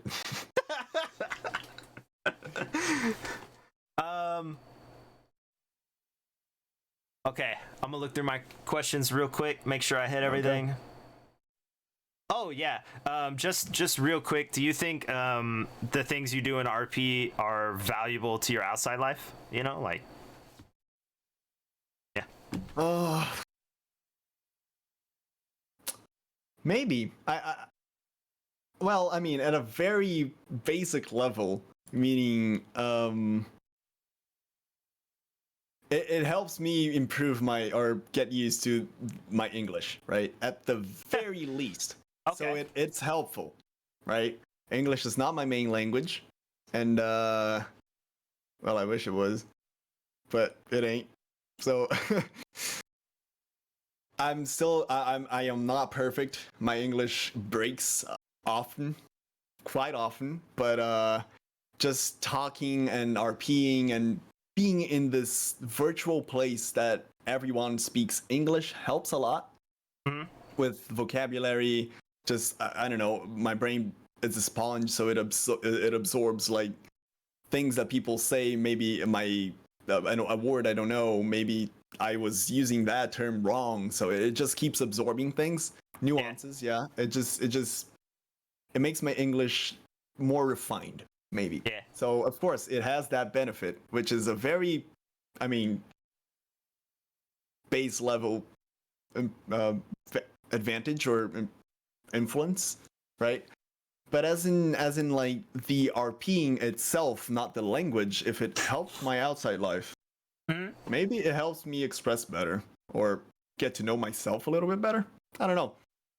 When you put yourself on a character and you play that character, I think you also look back a little bit, right? Depending on the character you create, you also ask yourself the question, well, my character is going to do this, but at the same time you're thinking, I, on the other hand, would do something else. So you keep running yourself through scenarios and getting to know yourself better, maybe. It's just a theory. I don't know. I haven't really thought about it too much, but it might be true. You might be running yourself through scenarios and getting to know yourself better through RP. I don't know. Do you agree with that? Well, I have a small problem with that. Also, I just realized, let me pause real quick. I just realized that you keep your frickin' Oculus in the box it came in. Yes. Adorable. Okay, thanks. I just realized that's right what's sitting in the back. But... Yeah, no, I know. Oh, yeah. Anyway, so here's what I think. I think I can't. I think I can't. I can't agree, I guess, because I only play characters that I am, and Isn't that all the more reason? Well, so here's the thing, like in this character progression that I've gone through, you've met all my characters, or most of them anyway, but like other people haven't. We had like just the really sad emo side, who was like really trying for that, and then like the really sort of artistic side, and the I'll call it the I don't really care side in the captain, where like just freaking do whatever you want. Let's continue forward. I don't care. Scammer side? So yeah, that's not to. How much of that do I want to say? My job plays into that, so right. Okay. I've seen all of that stuff, and I know how it works and all of that junk. So no, on that, like I'm not a scammer or whatever, but right. The other parts of Pierre, the high pitched voice, all of that stuff, like that's me. All that other junk, the like, haha, this is funny or whatever, that's me. And then in Barry is literally how my brain works all the time. So everything I said, I didn't have to think at all. Okay. The next thing that was in my brain, I said out loud, and it continued the story of Barry. Like, it's perfect. So I'm doing a voice, but that's very much me, right? So I don't ever look back as Barry. Never do I look back. until the point where I was like, oh, I want to fight and I want to play this game. Right. At that point, I was like, what would Barry do? I don't think I have the experience to say, oh, I played a character that isn't like me. So I can't answer that. You know what I mean? Right, but since you're playing characters that are you, aren't you also putting yourself through scenarios that wouldn't happen to you in real life? I mean, I guess.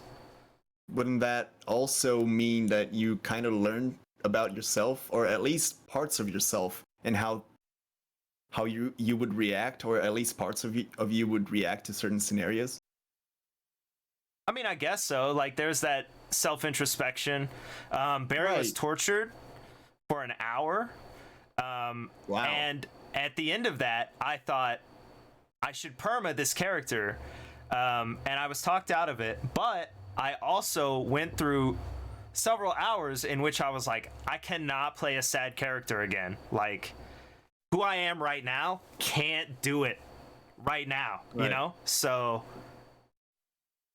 I very much veered that away from what was going to happen, and we made it all work, and that's cool.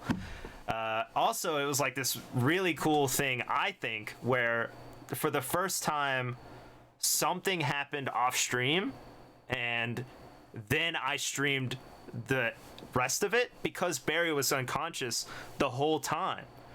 Oh. So not only did stream not see it, but also Barry didn't see it, so the story is so like perfect and realistic. And I only logged in for like 15 minutes, but we set it up and everything. I think it's great. That's cool. So yeah, I guess there is introspection in characters that I am, but I'm very much interested in playing characters who I'm not. I just never do because the things I like are the things I like, you know? I want to make a joke. Right. I don't want to make a joke for 2 months. That was unexpected, but I do want to make the joke once, you know? So that was the longest one-day joke ever. It was. On that, I keep going back to the Bard because that was my Conan performance. I remember thinking like, I am a very rational person. This is gonna be a very emotional character. So I was sometimes literally thinking, well, I would do this, so the character would probably do the opposite, right?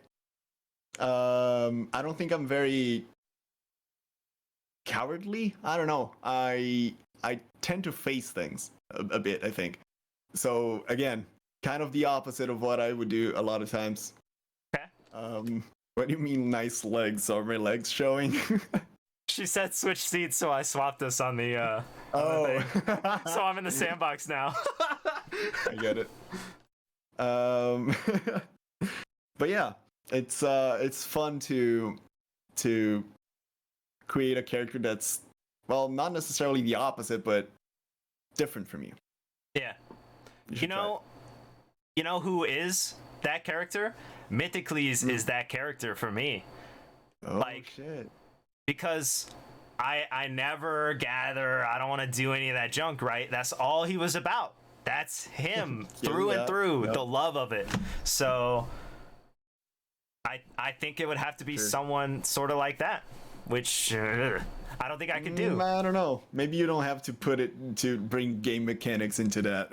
Yeah, true. That's true. Like, Pierre does a lot of evil stuff, I think, that I would never do, but I thought of it.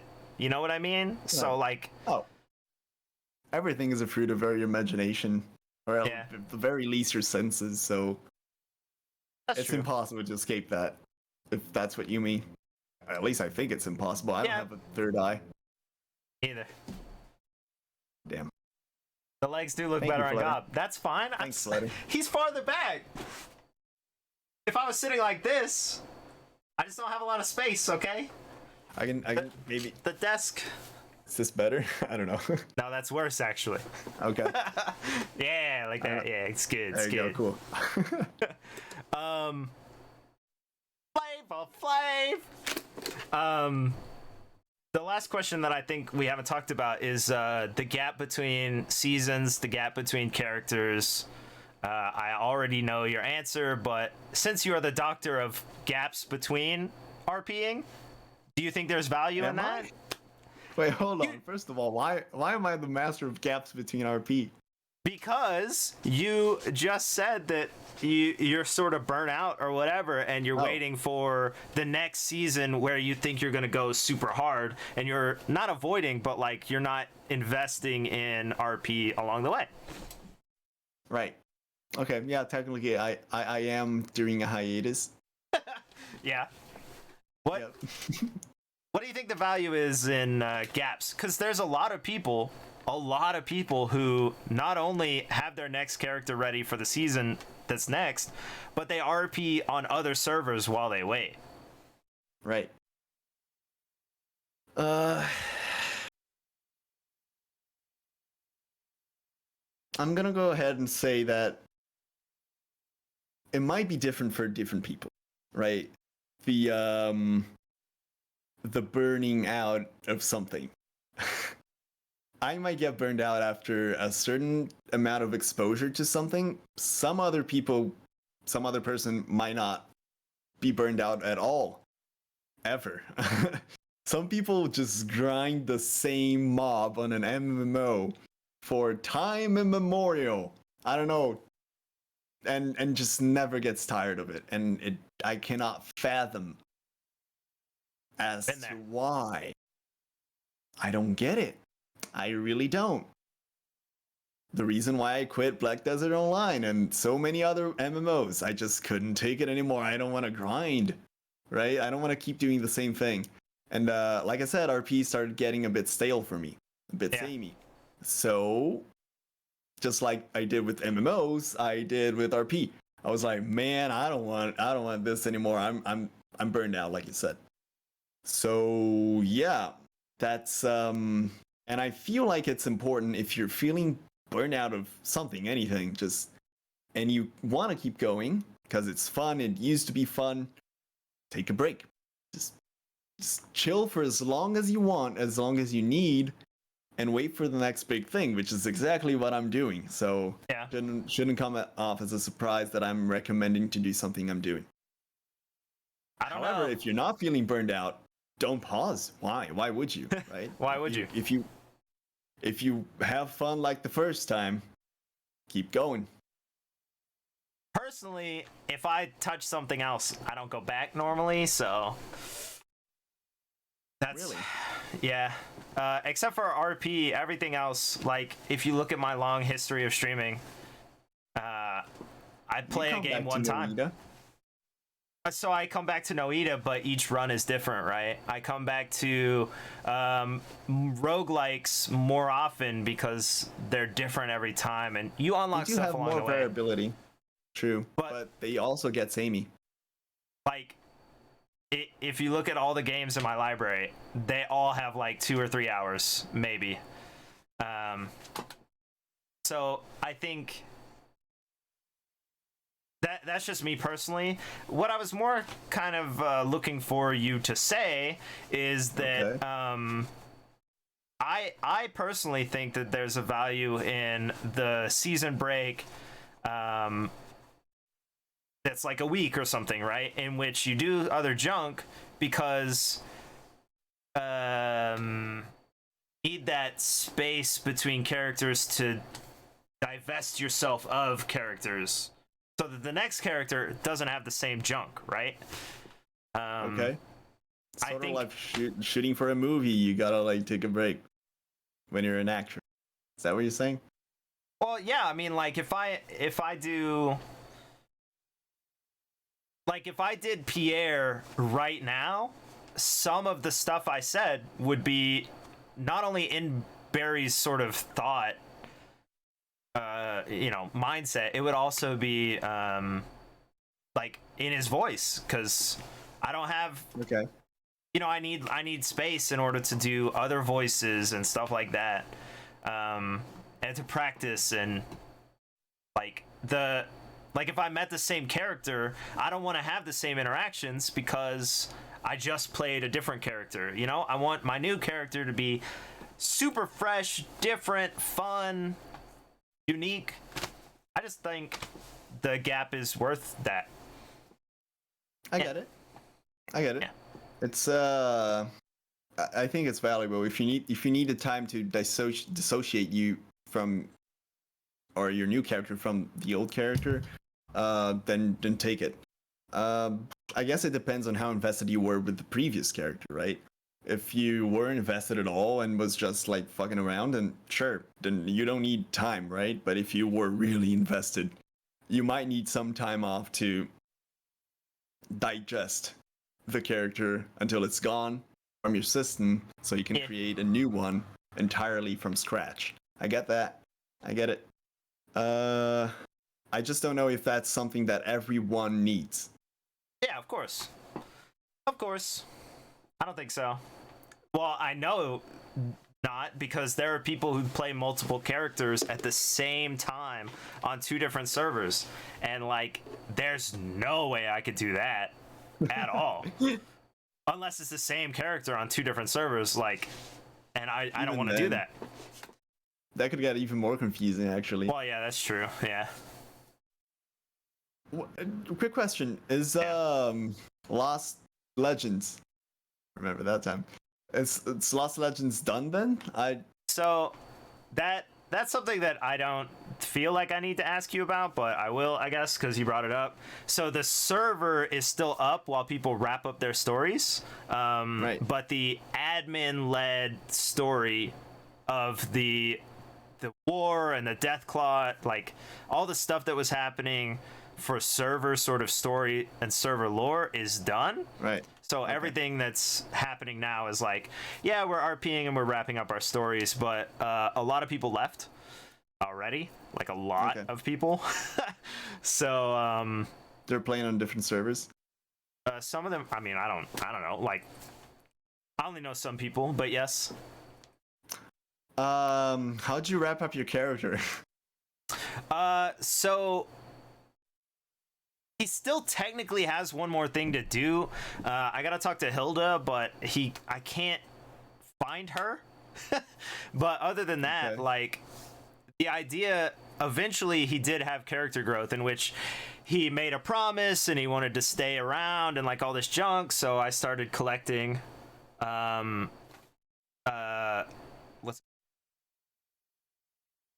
ingredients. I started collecting ingredients for this potion and all this junk, right? Got involved in the fight, all of that junk. And so at the end, it makes sense that his friends who were still there would help him finish the potion. He would eat it, and perfect. Long, long, long happy life or whatever junk. So that's it. Like, what's up? Can I log in to kill your character? So I can that's scripted. Log in one day and then log in months later just to kill your character to complete my shitty story. No, that's incredibly scripted. No, although it would be, I think if I hopped up to 120, because that's what I was gonna do after Barry took the potion, I wonder if you could. You know, like, would you actually win the fight? Because there would be a fight. I mean, like, I'm gonna fight. You know? It would have to be scripted, like a sneak attack or something. Because I have nothing, man. There's no way you'd win. You'd be like, all right, I'm gonna kill you, and then Barry's like, nope, magic, freaking axe, claws, whatever. Just kill him in his leap. I don't know. No, I'm not gonna script that. We don't do scripted. Dang. Unlucky. Unlucky. Well, you are wearing what you're wearing, right? So I would just get you while you're bathing. True. I do live in a bathing treehouse thing. Yeah. There you go. It could work. Although, I don't know, that magic hits freaking hard. To answer, California Gal, we did play on the same server. Lost Legends. Yeah, we did. Yeah. Yep. But what's funny is like your character is how long I played Conan in the past, like 1 day. That's true. That's true. I played for So- 1 day, just for context to Yeah. for California Go. So there's a clip. There's only one clip of me on Dark Side Conan, and it actually is sort of the basis for Barry's backstory. Oh.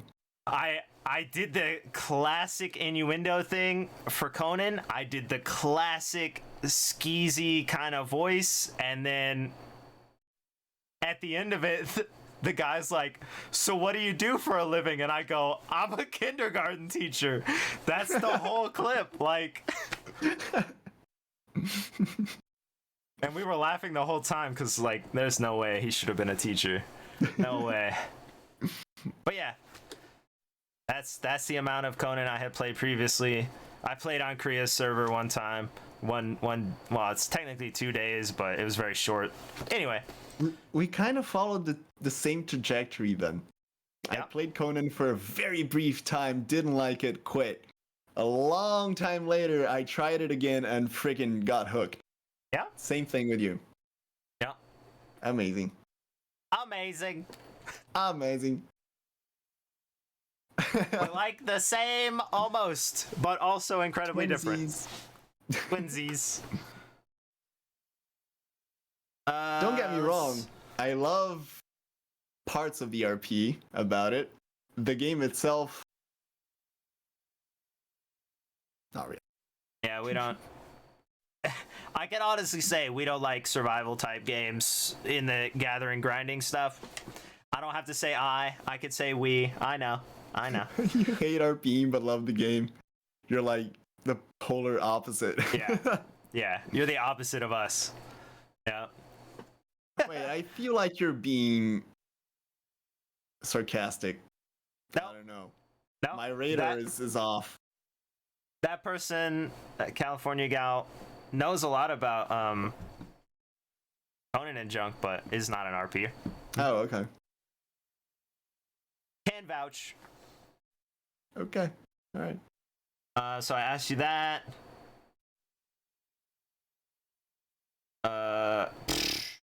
That was just me telling you that I think you're a great friend. Oh. Unity. Wait, type of question that was like, you're a great friend, you know that? Yeah. Oh, that's cute. That's adorable.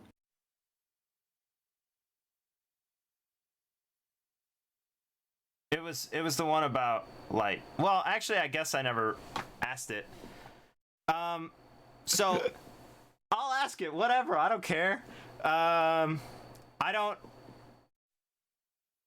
like constantly like go seek friendship, hanging out, all that junk, you know. I just like say whatever I feel like sort of all the time. But I think you and all the other boys and stuff are my like good friends, you know, like very good friends, consider you the best friends, talk to you all the time, all that junk, right? But Right. there's a lot of times when some of us are playing a game, or some of us are on a server, or some of us are doing something, and it doesn't include all of us, and that's fine, that's normal. But I was wondering if you had any ideas about making sure that the people we know and all of that, you know, stuff that comes with online communities, they're still included. You know what I mean? Right. What people do with more, let's say, official serious online communities is hosting community events, just leadership in general, I feel. And we don't really have that in the buoys. We're kind of like an anarchic state. There's no real head of government. People just have the same. That's not what I meant. That's not what I meant. Okay, I'll dial it like- back then. Well, no, I agree. I agree with that for like communities. But what I mean is like, Um,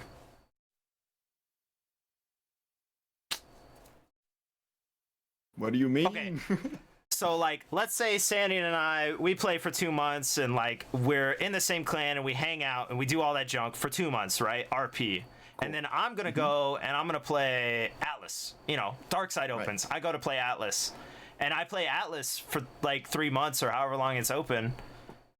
Like, obviously I didn't lose a friend, you know, by not playing with them, and I didn't. Okay, I get it. I didn't snub them, and I didn't do any of those things, but I also am not necessarily interacting with them every day like I was. So I was just more asking, like, are there things we can do to say, hey, I you're not here, but I value you, that sort of thing. You know what I mean? I get it. Now I get it. Okay, I was going on a completely different path. I know. You were going officially. Yeah.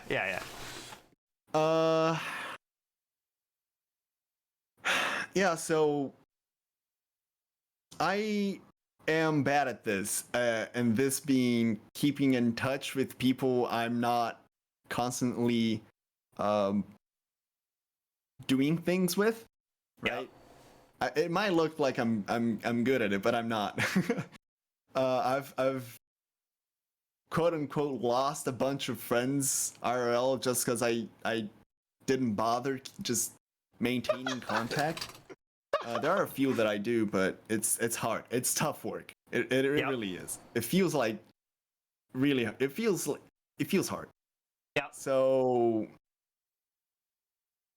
I honestly don't know. Apart from inviting them to join you whenever you're gonna do something cool, and every now and then I do get an invite from people I haven't talked to in a while.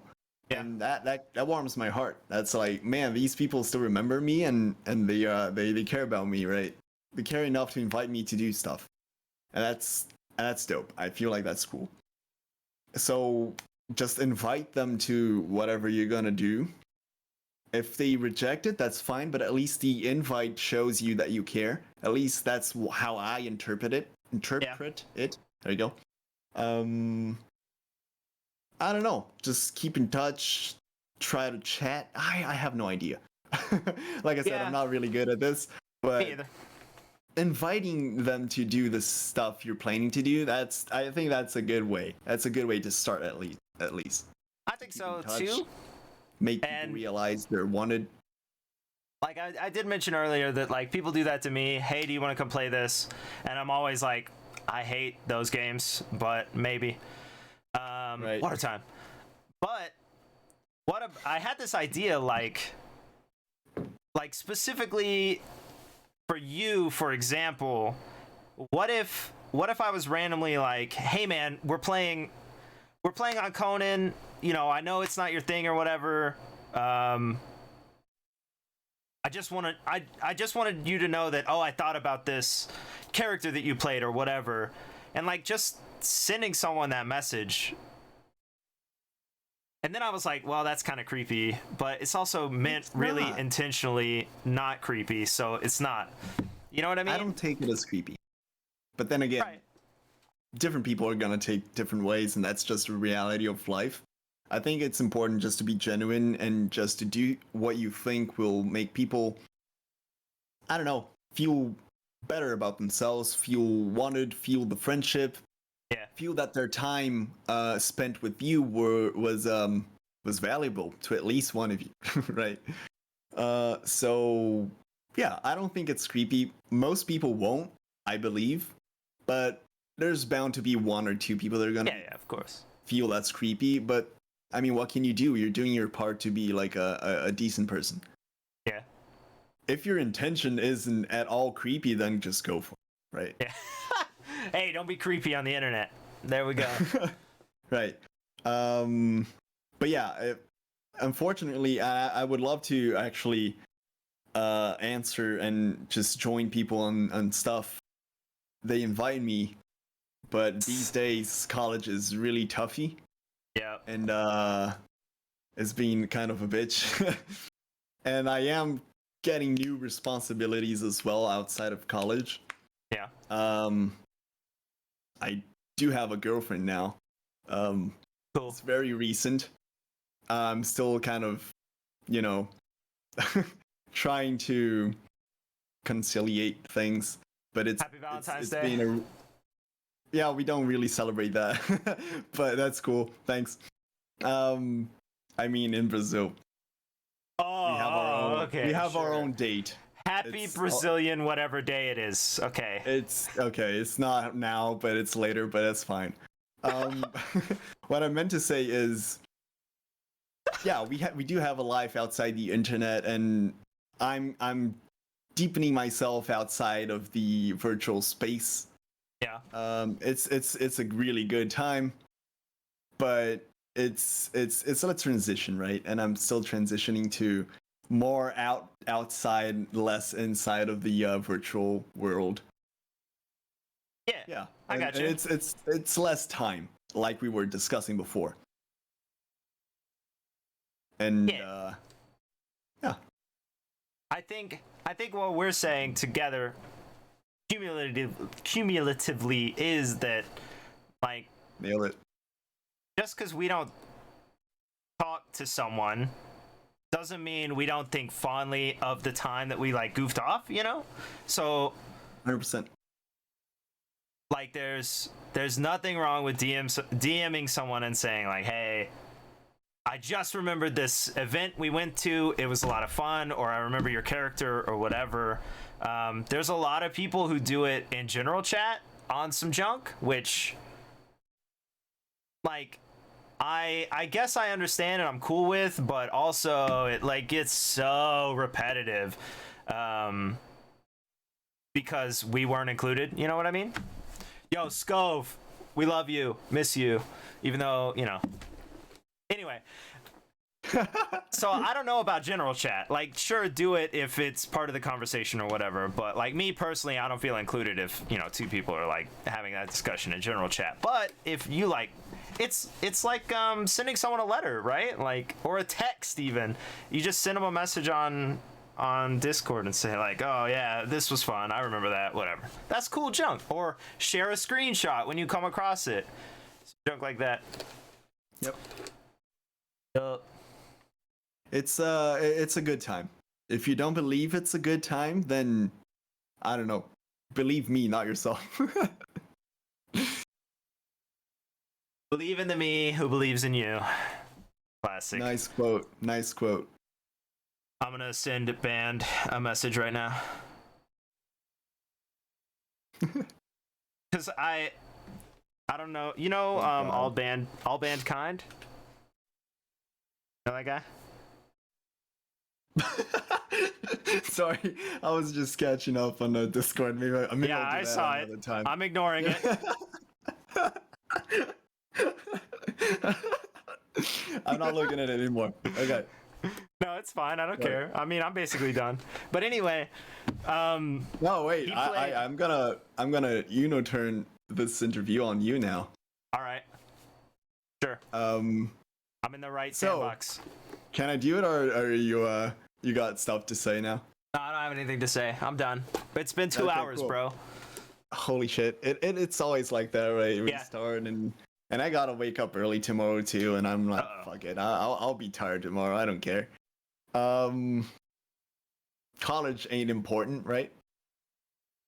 So, Go to school. question for you.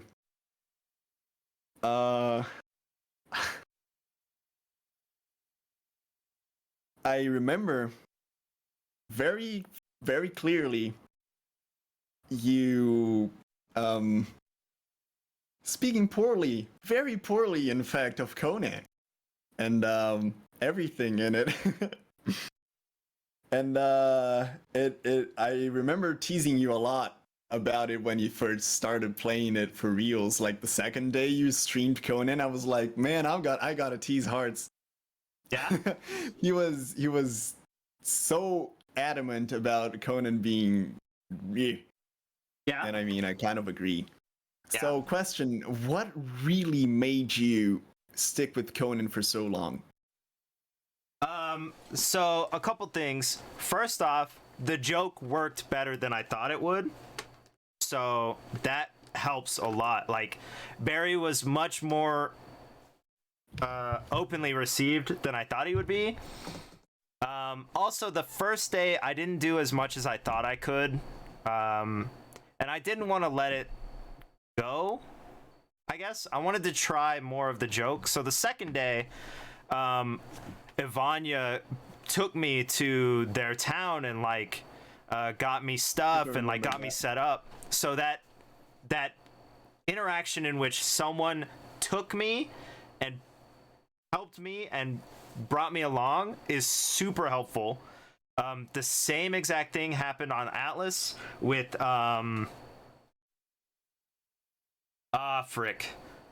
the leader of the Salty Winch's wife or companion or whatever it was. She took my character and deposited me in their civilian town and like got me set up. Perfect. If you find someone who doesn't know what they're doing, seems lost, seems unsure, and you take that person and you just like string them along, that person's probably going to come back. At least in my case, I think that's something people should try and do. So there's that. I get it. But also, there's I think two other points. First, no offense, and I understand how life is, but nobody watches my stream if I play whatever I want to play. Not anyone. And I get that like Hidalgo comes in and says some junk, or Denver sits there and AFKs while he's in RP. That's cool. I get that junk. But there's not 17 people sitting and watching me play Fortnite because I want to look at colors. There's one person and it's me. Okay? And that's cool. I don't care. Hey, I don't watch Twitch. Like, I don't watch Twitch either. I don't expect people to come. I don't expect subs. I don't expect any of that junk. But the metrics that exist, I still see, and I do know that RP is a community that if you stream, you literally grab anyone who's available in that community at least once. You know, they must click. They're in the server, they're on Twitch, they must click. So second point is it's good for me, it's good for my stream, and I understand that, and that's fine. Okay. Third off, I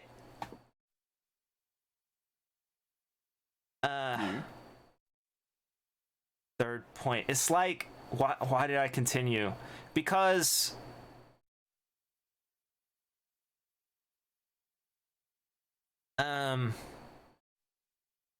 go on. Because there were enough people. The reason I want to continue to RP is because I want to play games with people. And in my first day of Darkside Conan, I met like one or two people. Someone made fun of me for not wearing pants. I had that conversation on the beach. That's all I remember, right? Like, I didn't even see enough buildings to make me believe there were people on the server, you know? But like, right. In this server specifically, there were enough people that it hit that threshold of, if I log in, someone will play with me. I'm sure I can find someone, you know? And I get it. There's a lot of servers that you can't do that. Like, you can't log in and see someone, and it's crazy. Or if you play European times, you never see anyone, and that drives a lot of people away. And It was obvious that this one would like bring people to play with, so I stayed, and also never actually played Conan. So really good point. Yeah. Or points. Those are my three, I think, big ones. Yeah. That was my main question. Actually, only question. But I get it now. Accepting other questions for either of us. Go on. Would you say that that's a follow-up for this question, so it's not a second question. Okay.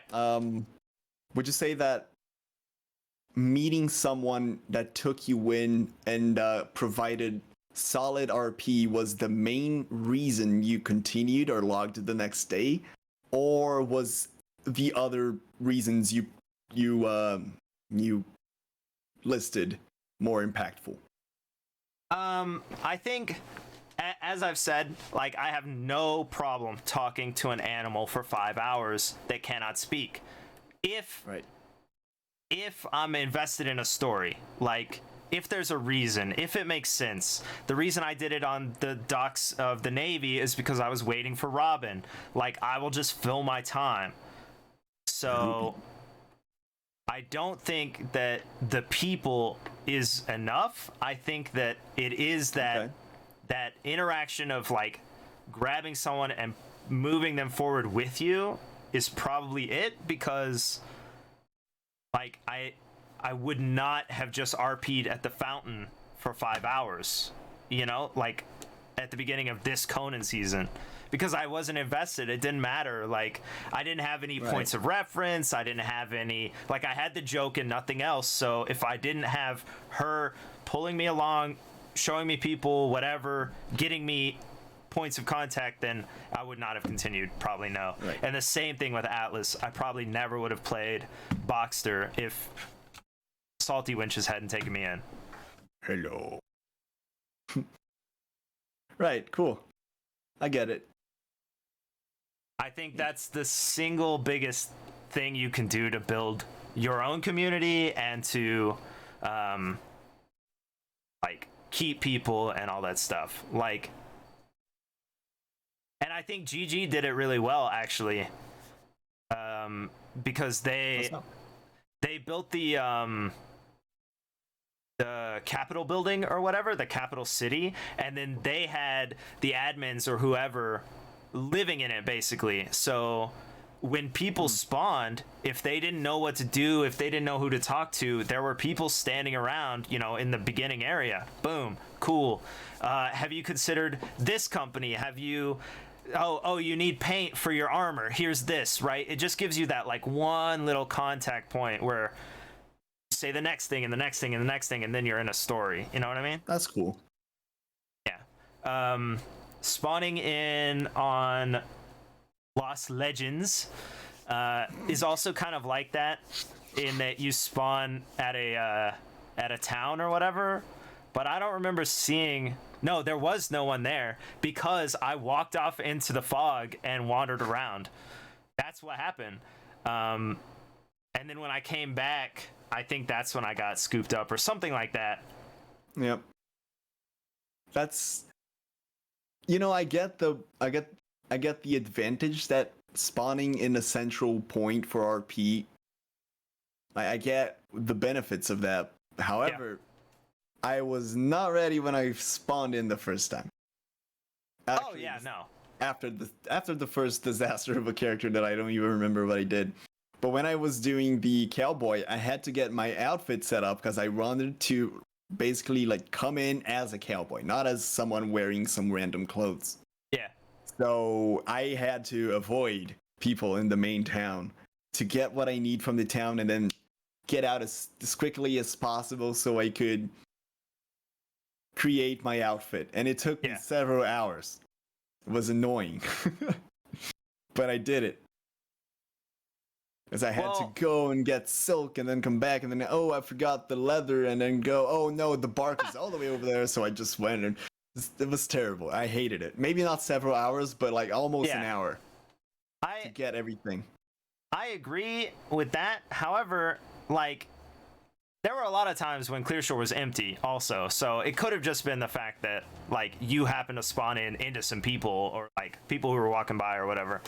But, I will say that, like, they did pretty well with getting people set up in transmogs and stuff like that. Character setup so that it makes sense is really difficult. For example, in a club where everyone has their own schooner, but we don't have schooners when we spawn, like, it doesn't make sense to be that character. Like, it, and so, yeah. I don't know. Yeah. It's difficult to see which one's best. You know, it's probably a blend or something of the other. You know, it's a blend or something. Yeah. I think. I don't know. I think personally, so on the server there was a place called the Traveler's Lodge, which was player built, but it was like a place to get like all the crafting stations, all the stuff you could possibly need. People donated stuff, right? That would be a great place to log in, because like there were no quest points, there was no NPCs, none of that stuff where people had to go to, but at the same time you could get, you could have just made your cowboy hat or whatever it was. You could have just made your clothes there, and I think that would be great. And there was a similar place like that in Atlas that I ran across one time. They had a completely open sort of area where you could just use all their stations, and it was all unlocked and all that stuff. And I think those are really great spots for new players, and that's why I kept taking new players to it and being, look at this! Look at this! I'm a professional streamer. Uh-oh. So why won't you listen to me? What? We got a raid, bruh. Oh. It's not like I don't have to pee. Oh yeah, me neither. It always ends like that, right? Yeah, where we're both like, I gotta pee! I gotta run pee! away. Wrap it up, wrap it up! No. I don't want to. We're having good conversations. Celine, welcome to here. Thanks. Welcome. These are the interviews that I run at the end of seasons. What's up? I have the clock on. Also, we've swapped seats. You missed a lot, okay? It's been 2 hours. Switch seats. Perfect. Thank you. I'm moving something else. What am I moving? Oh, God. Whatever that was. Uh-oh. Hope What it's is not more this? sand. Hey, we're back. Hey, hey. I can't figure out where the legs are. Okay, perfect. So anyway, I'm just memeing with the Streamlabs. Yeah, I figured. Since Celine joined us, I'll ask you about streamers and stuff. You think, I know it's not us, but do you think other people act differently and RP differently around streamers? Hold on, it's water time. 1 second. Nice. Water time. Water time. Double water time. Double water time. That's something special. Yes, I do believe people behave differently when near streamers, only if they, one, know who the streamer is. I mean, that's kind of obvious. Care about the streamer, or care about streams at all. Yeah. I don't think I fit into any of these Yeah. descriptions, but there are people who join RP servers solely because their favorite streamer is playing it. Yeah. I'm looking at you, Darkside. I'm looking at dang. you every single other place where people RP and there's a big streamer in it. Yeah. True. That's normal. That is, I'm not saying it's wrong. It's normal that you see someone you really enjoy the content of, look and think to yourself, hey, this looks fun, I want a piece of that, and then join the server. That is basically how most people in RP came to know RP, I think. True. Content creators, right? However, it can get a bit toxic or just annoying when the sole reason people are on a server is to get their favorite streamer's attention instead of actually RPing, instead of actually enjoying your time. So I mean, yes, it people do get influenced by streamers. If it's a good influence or a bad influence depends on the person. And I think that's my final answer. Good answer. Good answer. Thank you. I am on this server because I saw a streamer. I started RPing because I saw a streamer. I RP in order to stream interactions that people who aren't streamers interact through, on, for, around. Like that's the goal. Don't ask me. And I think it's really fun, but also kind of like samey, and the joke, Because what I do is like I go back and I make clips of like a character that I met that I thought was good or funny or interesting, and then I send it to someone. Like, I want you to have this thing, you know, you made it, you did it, you acted it. I want you to have that. And a lot of times they're like, oh God, I didn't know you streamed. Oh God, is that my voice? I hate my voice. Yep. You know, all of that stuff. And that's everyone. Yes, they're trying to get me to go check my door. Are you I'm getting Celine a package at your house? No, that would be weird. That's creepy, bro. I don't know. That's why I'm asking.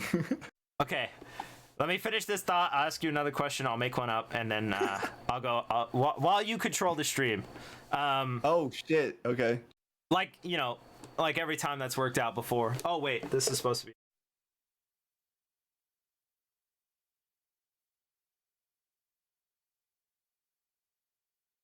I don't know. You could be there to kill him. I never said anything about romance. So I I'll go to think Hart's that house to kill him. I mean, or what? panic. I don't care about streamers personally. Like, it doesn't matter to me. It makes me nervous, sort of, I guess. But I also don't play with the HUD on, so I don't actually know. I don't know who's a streamer and who's not. That's fair. Like, I don't do any of that stuff. So, but yes, I do know that people freak out about it. Like, even small timers like me, like, they don't. It's so weird. Like, they don't really want to be looked at or whatever, you know, which is a normal thought. But you're also RPing. Like, everyone's looking at you while you're talking to them. So, Yeah. I don't know. It's kind of I don't weird. know. Maybe it's like a subsection of social anxiety. I don't know. Yeah. Like, I don't care if the people that are here in this virtual world are listening to me, but if someone else I don't know about is listening in, I don't know how many people, I don't know who they are, it freaks me out. I don't know. Maybe that's the thought process. I'm not too sure. Could be. I believe it. Yeah. I'm trying to think of a good question that you can answer without me, but I'll still be able to hear you. I just won't be looking at you. Okay. Let's see. Covered all of my questions, I think. Oh,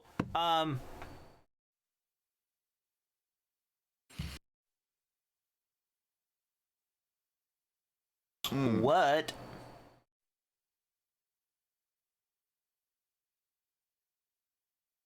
No, I lost. I can't think of a way to phrase it in a way that. I mean, Celine has a suggestion that I talked about earlier, but I could talk about again since I think that some people here don't have the context of why am I here. Sure. Explain your whole character. You could probably run through it. Everything that happened to you, probably by the time I get back. I'll be right back.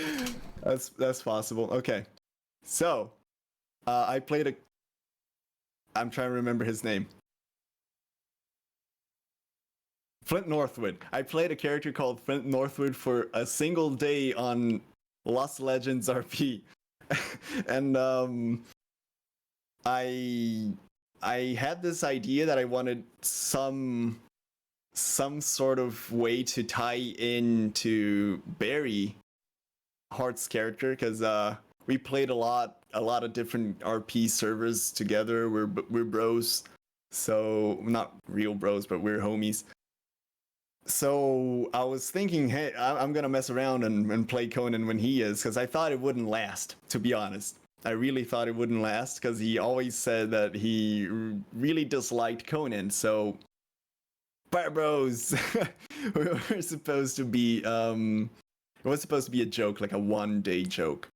So I wanted to be there for that joke. So I created a character, and I ended up not following through with the character or the server.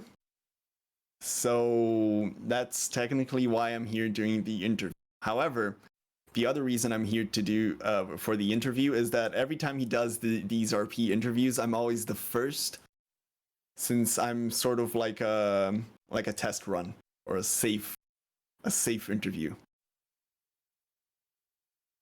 Yeah, and I think that's it. That was my character. Okay, yeah, safe because I answer his own answers. He asked me a question and I answered 3 other questions that weren't asked yet. Yeah. So I feel like I had to talk about I had to talk for longer than that, but there you go. Okay, Ewok's got a question. Go for it, Ewok.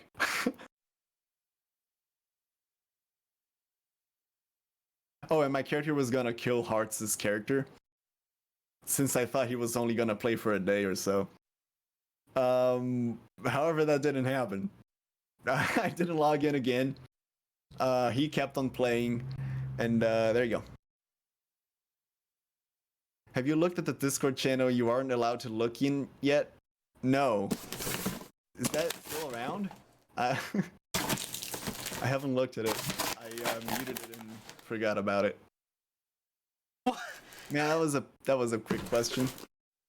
This is big. What is this? What are you talking about? That was like Barry's voice out of my mouth. That was weird. What the heck is this? Say, Oh my what gosh. are you talking about? Wait, what? Hold on. Wait, hold was on. something actually at your door? Yeah. They sent me some stuff. See, Ewok is doing the Conan innuendo.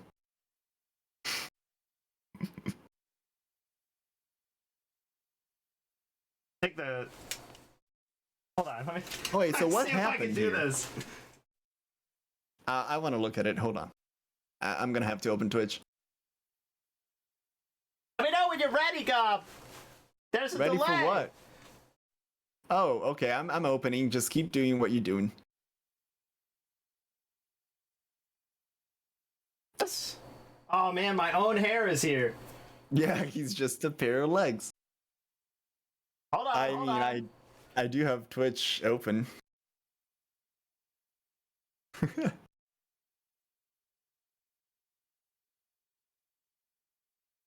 Oh my god. Y'all got him a Mad Hatter hat? That's fucking hilarious. That's amazing. I can get my own hair out. That's dope. That's dope. That's really sick. Cool, bro. Good job. Cool. Good hacking job. And my headphones are still on. I can hear you. Nice. Another Yo, one that's is clean. on the way. Maybe you should wear that to work. I don't know. Suggestion. I mean, I work from home, so can do. Oh, there you go. Nailed it. Nailed it. I thought of a question. Okay. Shoot. Oh, okay. So you played for one day. Ewok, Exo, Flutter played for, I'm gonna say 3 days, maybe 5 days, something like that. Okay. And like I've obviously been there as well. Where I don't, it doesn't click, you know, like we're not lost in it. Okay. Do you think if we had all started together, you know, maybe we would have lasted longer and stuff? It's possible. I'm not gonna Like as discard a- the possibility. Or if we had just made a company as soon as we met each other, kind of thing. Yeah, I think we would definitely be playing a bit longer. Maybe not you. Like, you played for a really long time, so it's possible that from your perspective you would play less, but I would definitely play more than a day. I think Flutter would play more than a day if we were like all together from day one. Yeah, like I don't know, like we definitely all have a similar style, and I even told people like Linny, who played Nelly, I was like, my friends are on the server now, they're out there, they're gonna be stopping by and stuff like that. They're like me, you know, like the focus on just RP and all of that stuff. Like, expect this junk. And Okay. she definitely did, in my opinion. She went and saw the dead house. She met Barry's possible son, like all sorts of that junk. You know what I mean? Like, it happened, and that was really cool. But because I was tied into this other storyline, I couldn't just say like, "Hey, I'm joining you. Hey, let me give you all these connections I already have." Oh, I get it. So I think we might have played more all together if we had made a company, if we had shared the connections, if that stuff had happened. Yeah, I don't know. Maybe you would play less. Thoughts? I play less. I don't think so. I mean, like, even once I was established, I was doing the same stuff I always do. So Yeah, but I don't know. I feel like you played for the amount you did exactly because you met new people, you interacted with new people. There was always someone new to talk to. I don't know. I feel like that might have influenced your playtime a lot. I don't know. I do That's like- from my perspective. I do like new things. Yeah. It's true. I actually tried to join people that I know.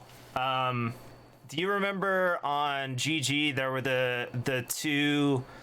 Well, there were three people who sailed around on a galleon or whatever, and one of them sold bathwater, and they had like Chicago accents or whatever. I don't remember, and I do not Okay. know what a Chicago accent is. Or northern accents. I don't know exactly what they were, but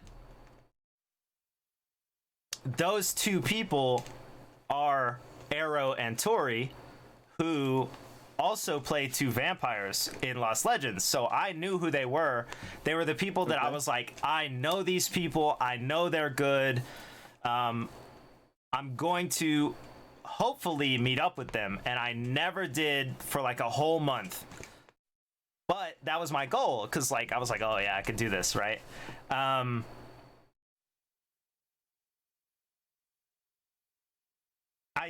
I think if I hadn't been brought in, like I told you, is so great, and I hadn't met them, I probably wouldn't have played.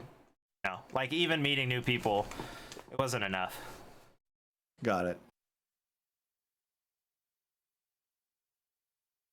Okay, well, then I stand corrected.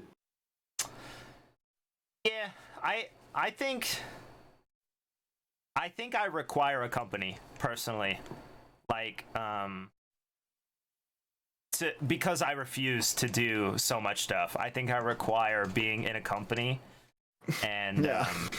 it's helpful if I know those people, but at the same time, I don't want to do the same thing over and over again. We already talked about, so it's like a balance. I want. Yeah. In my perfect, I guess, RP scenario, it would be exactly what happened with the buoys, in which you, me, and Ewok have an idea, and then we build from that into a bunch of people we don't know. You know what I mean? So there's like Right. a couple comfort characters, and then a whole bunch of random other junk that happens. That's Yeah, that's my that's- preferred. It's a good foundation, I think.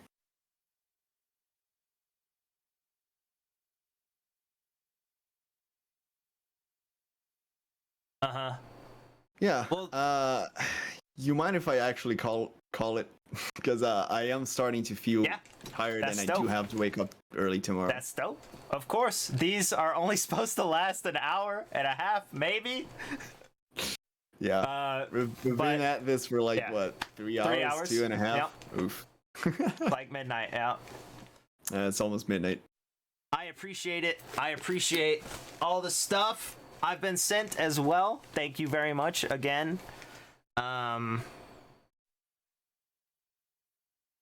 Yeah, it was a pleasure as always. I really do enjoy these interviews. Yeah, even if the questions are somewhat the same, we change. So Hey. it's kind of fun too. I asked new progression. questions this time, guy. Okay, some of them did, are the but- same, some are new. Some of them were the same. There are more interviews as well. Today is Wednesday, so there's 2 tomorrow, 3 on Friday. I'm hoping for 2 on Saturday, and then 1 currently on Sunday. Pretty good. You're working your ass off. I mean, it's helpful that I asked them all the same questions, okay, for the record. And technically, you're at least half, if not more, of the content, so I don't have to, like, do a lot of stuff. But yeah. I mean, as expected from your text-to-speech bot, right? Exactly. If you've seen the intro, you've met Gob several times. Hi. Yeah. Wow. I'll Oh, you can leave. That's Go ahead. cool. Yeah. I Alright, was well, gonna wrap up then, a stream. You know, okay. streaming. Let me leave to the first then. internet. You can wrap up in your by your lonesome and Oh, okay, you can, great. I'll be alone. Yeah. yeah, you can do your things on your own pace. I just really gotta go because I'm really tired. Okay. Good night. So, Good yeah. luck. Enjoy Have a good class. night, everyone. Thanks. It's kind of hard. Thanks for watching and for tuning in for Hard's stream. He likes it. I like it. Yeah. Yeah. Have a good Same. one. Bye bye. Bye. Have a good night. Think we're gonna. Ooh, nailed it. Oh, so close. Boom, perfect. That is Gob. We are longtime friends. If you're just coming in, I'll explain it at the end. Also, these are interviews that I do at the end of RP seasons because there's a lot of stuff that happens that is like really interesting, really in depth, really new to me, and I obviously don't know everything, so I ask questions of people that I think are great. I ask about the nature of RP, improv, all of that stuff. There are 4 seasons, I think, of interviews, maybe only 3. I can't remember. But the interviews, there's like 100 or something hours of interviews about RP. If you want to watch them, they are somewhere down there in categories. And there are also more interviews coming. Also, it gives people who don't stream, who don't have necessarily a voice per se, the ability to say whatever junk they think. And I'm cool with that. Like, I could just say nothing and they could talk for an hour and a half. I don't care. You know what I mean? As long as there's like value in it and it's not like really negative or hateful or something. Yeah. Sounds right. Yeah, probably. Yeah. Do I have any more thoughts to put into that? I don't think so. Nothing that breaks TOS, sure. I mean, I definitely know exactly what TOS is and where the line is. Yep. I'm getting DMs? Question marks?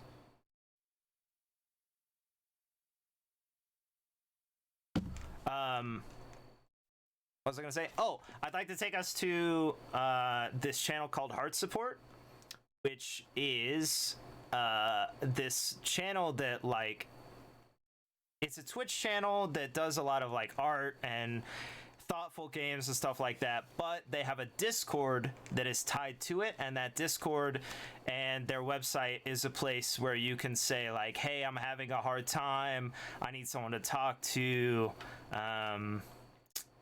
There's like people who are willing to just chat about stuff, and it's like a really valuable resource, so I think I will take us to them. Yeah.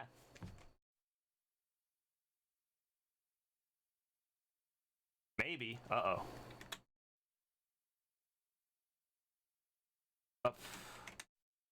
Can't spell? Nailed it. They're actually like there's a bunch of different streamers on there and stuff. It's pretty cool. Also, I appreciate you personally. I think you're great. I appreciate that you're here and that you want to hang out. Or if you don't, I'm also cool with that. Like, I don't have any pressure or feel any pressure or any of that stuff. So, you know, as long as you're chill and having fun and happy, then I'm down too. I will see you later. I'm going to raid, like I said. I love you. You're great. Good night. Yeah. Have a wonderful whatever. It might be day for you, now that I think about it.